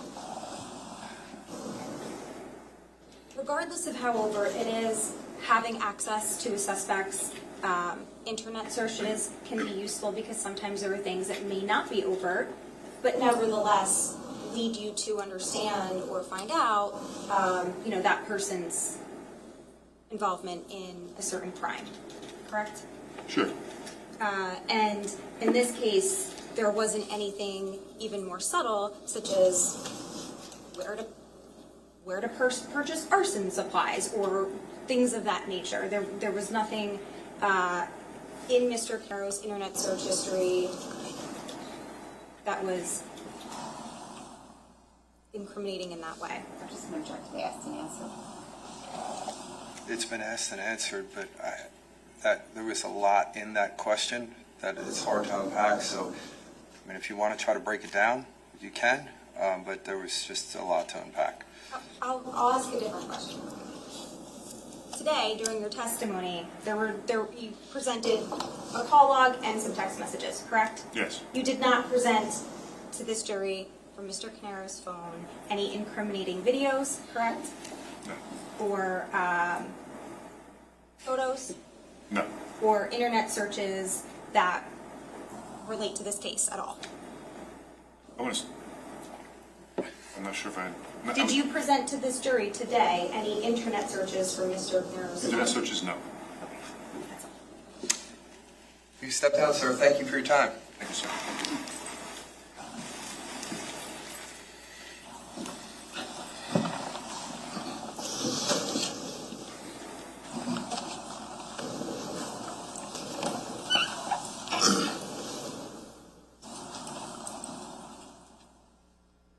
I got some bad news. You're done for the day. You gotta build it up before you lay it down. Didn't it feel good? It's like, it's not that bad, right? All right, now all kidding aside, that's number one. All right. Number two, it appears that because of the weather on Monday, that the court will be able to handle things virtually, but they're not going to be allowed to handle things in person. You can say I don't have a say because, you know, I would drive to your houses and bring you in. But, so we're not going to be able to have court on Monday. Kind of a bummer, right? Yes. Again, bad news. So you won't be back until Tuesday morning at 8 o'clock. One thing that I just want to make sure that is clear between us, and I said it to you in the beginning, and let me just say it again as we go through the course of the trial. There's objections that go on back and forth, as we know. And it's my job to deal with those objections, how I understand the law to the best of my knowledge. It's also the attorney's job to make any objections that they feel that they need to make. I just want to remind you that any interaction between the attorneys or the attorney and the court should have no impact on you one way or another. It should never come into your mind ever, when you make your decisions as to what are the facts in this case. Even if I may sustain an objection and do it in a certain way, I need you to understand that that cannot impact one side or another, and it's not an indication of how I feel about this case. I can tell you that it doesn't matter what I think. It doesn't matter if I had any feelings, and I'm not saying that I do. It is for you solely to make the determination in this case based upon your understanding of the evidence as you find the credibility of each person that comes in here and testifies. And then I'll give you the law and you'll decide it. It won't be based upon objections. It won't be based upon anything other than the facts and then the law that I give you at the end of the case. Can everybody continue to follow that? Yes. Perfect. All right, so now I lose control of you. I expect videos of the snow angels for Tuesday. Somebody better get one. If not, at least the snowman. Something. You gotta give me something. Is that fair? Can we get one? One? All right. So everybody have a good weekend. Please be safe. I'll see you back on Tuesday morning at 8 o'clock. And again, don't discuss this case and don't do any research. Have a nice night and a nice weekend, everyone.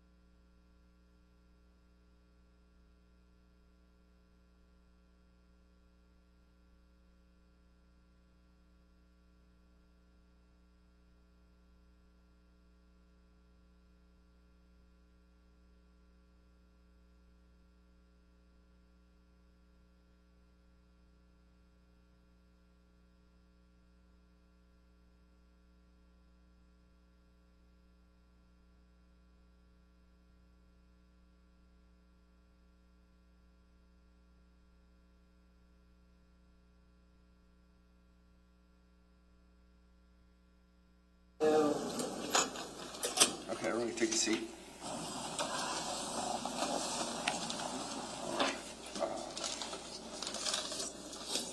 Things for the record first.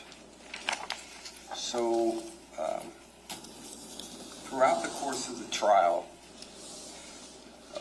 the state has been updating the court with an exhibit list that details every exhibit. It also, I appreciate it, but I'm saying this to the defense so that they don't feel obligated in that regard. It also includes what witness and what day that it was used. But here's what I'm going to say.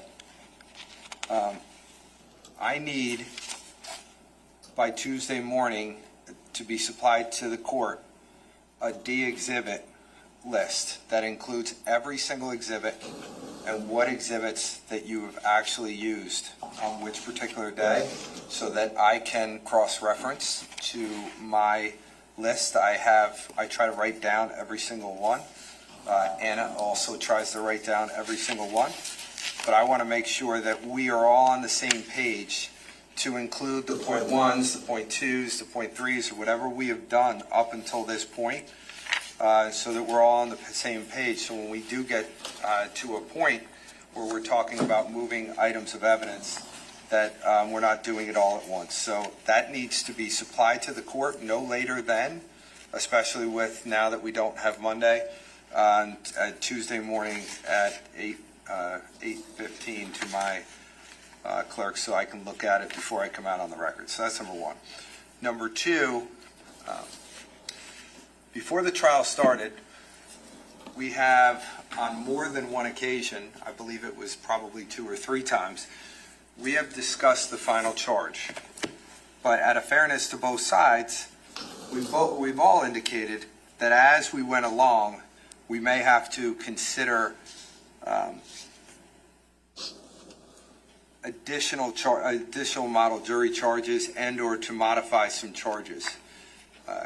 So I am telling you now, by next Friday at lunchtime, I would like your version of the latest additions.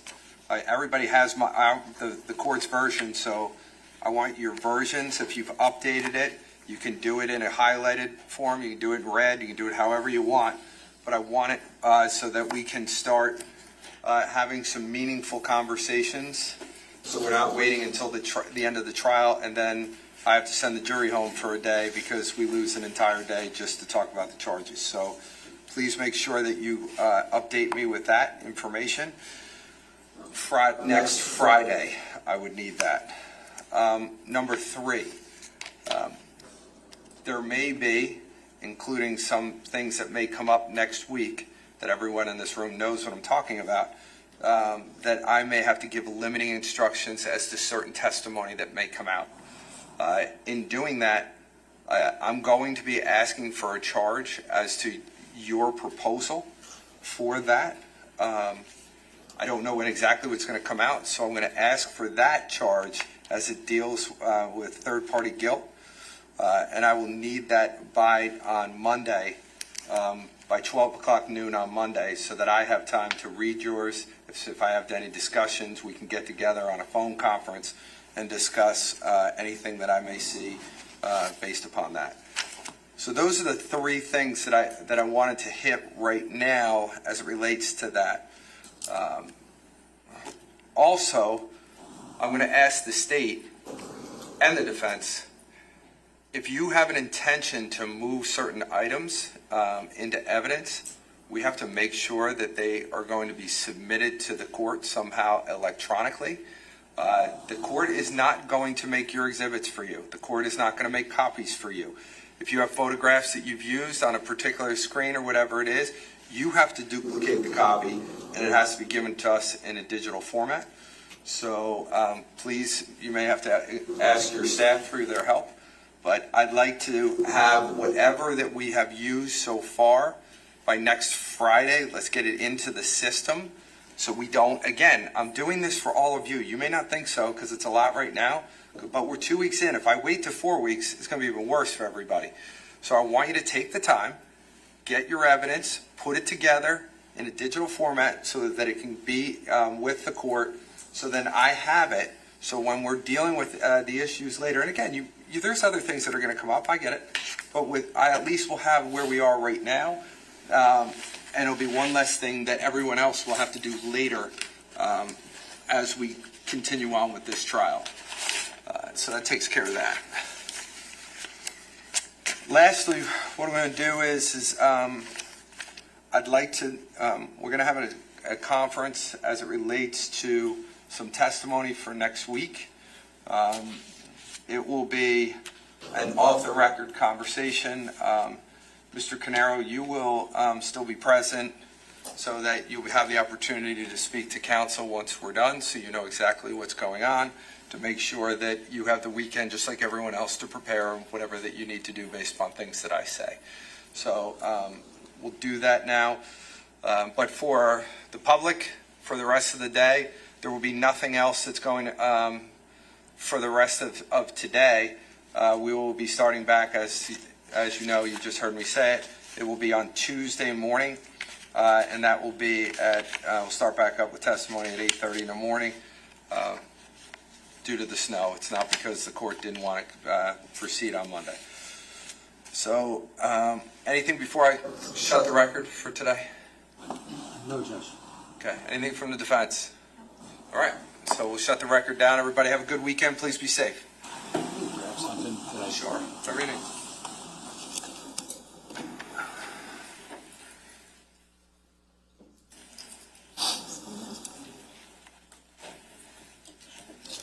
Mr. Decker, before you do that, can I just see the attorneys real fast?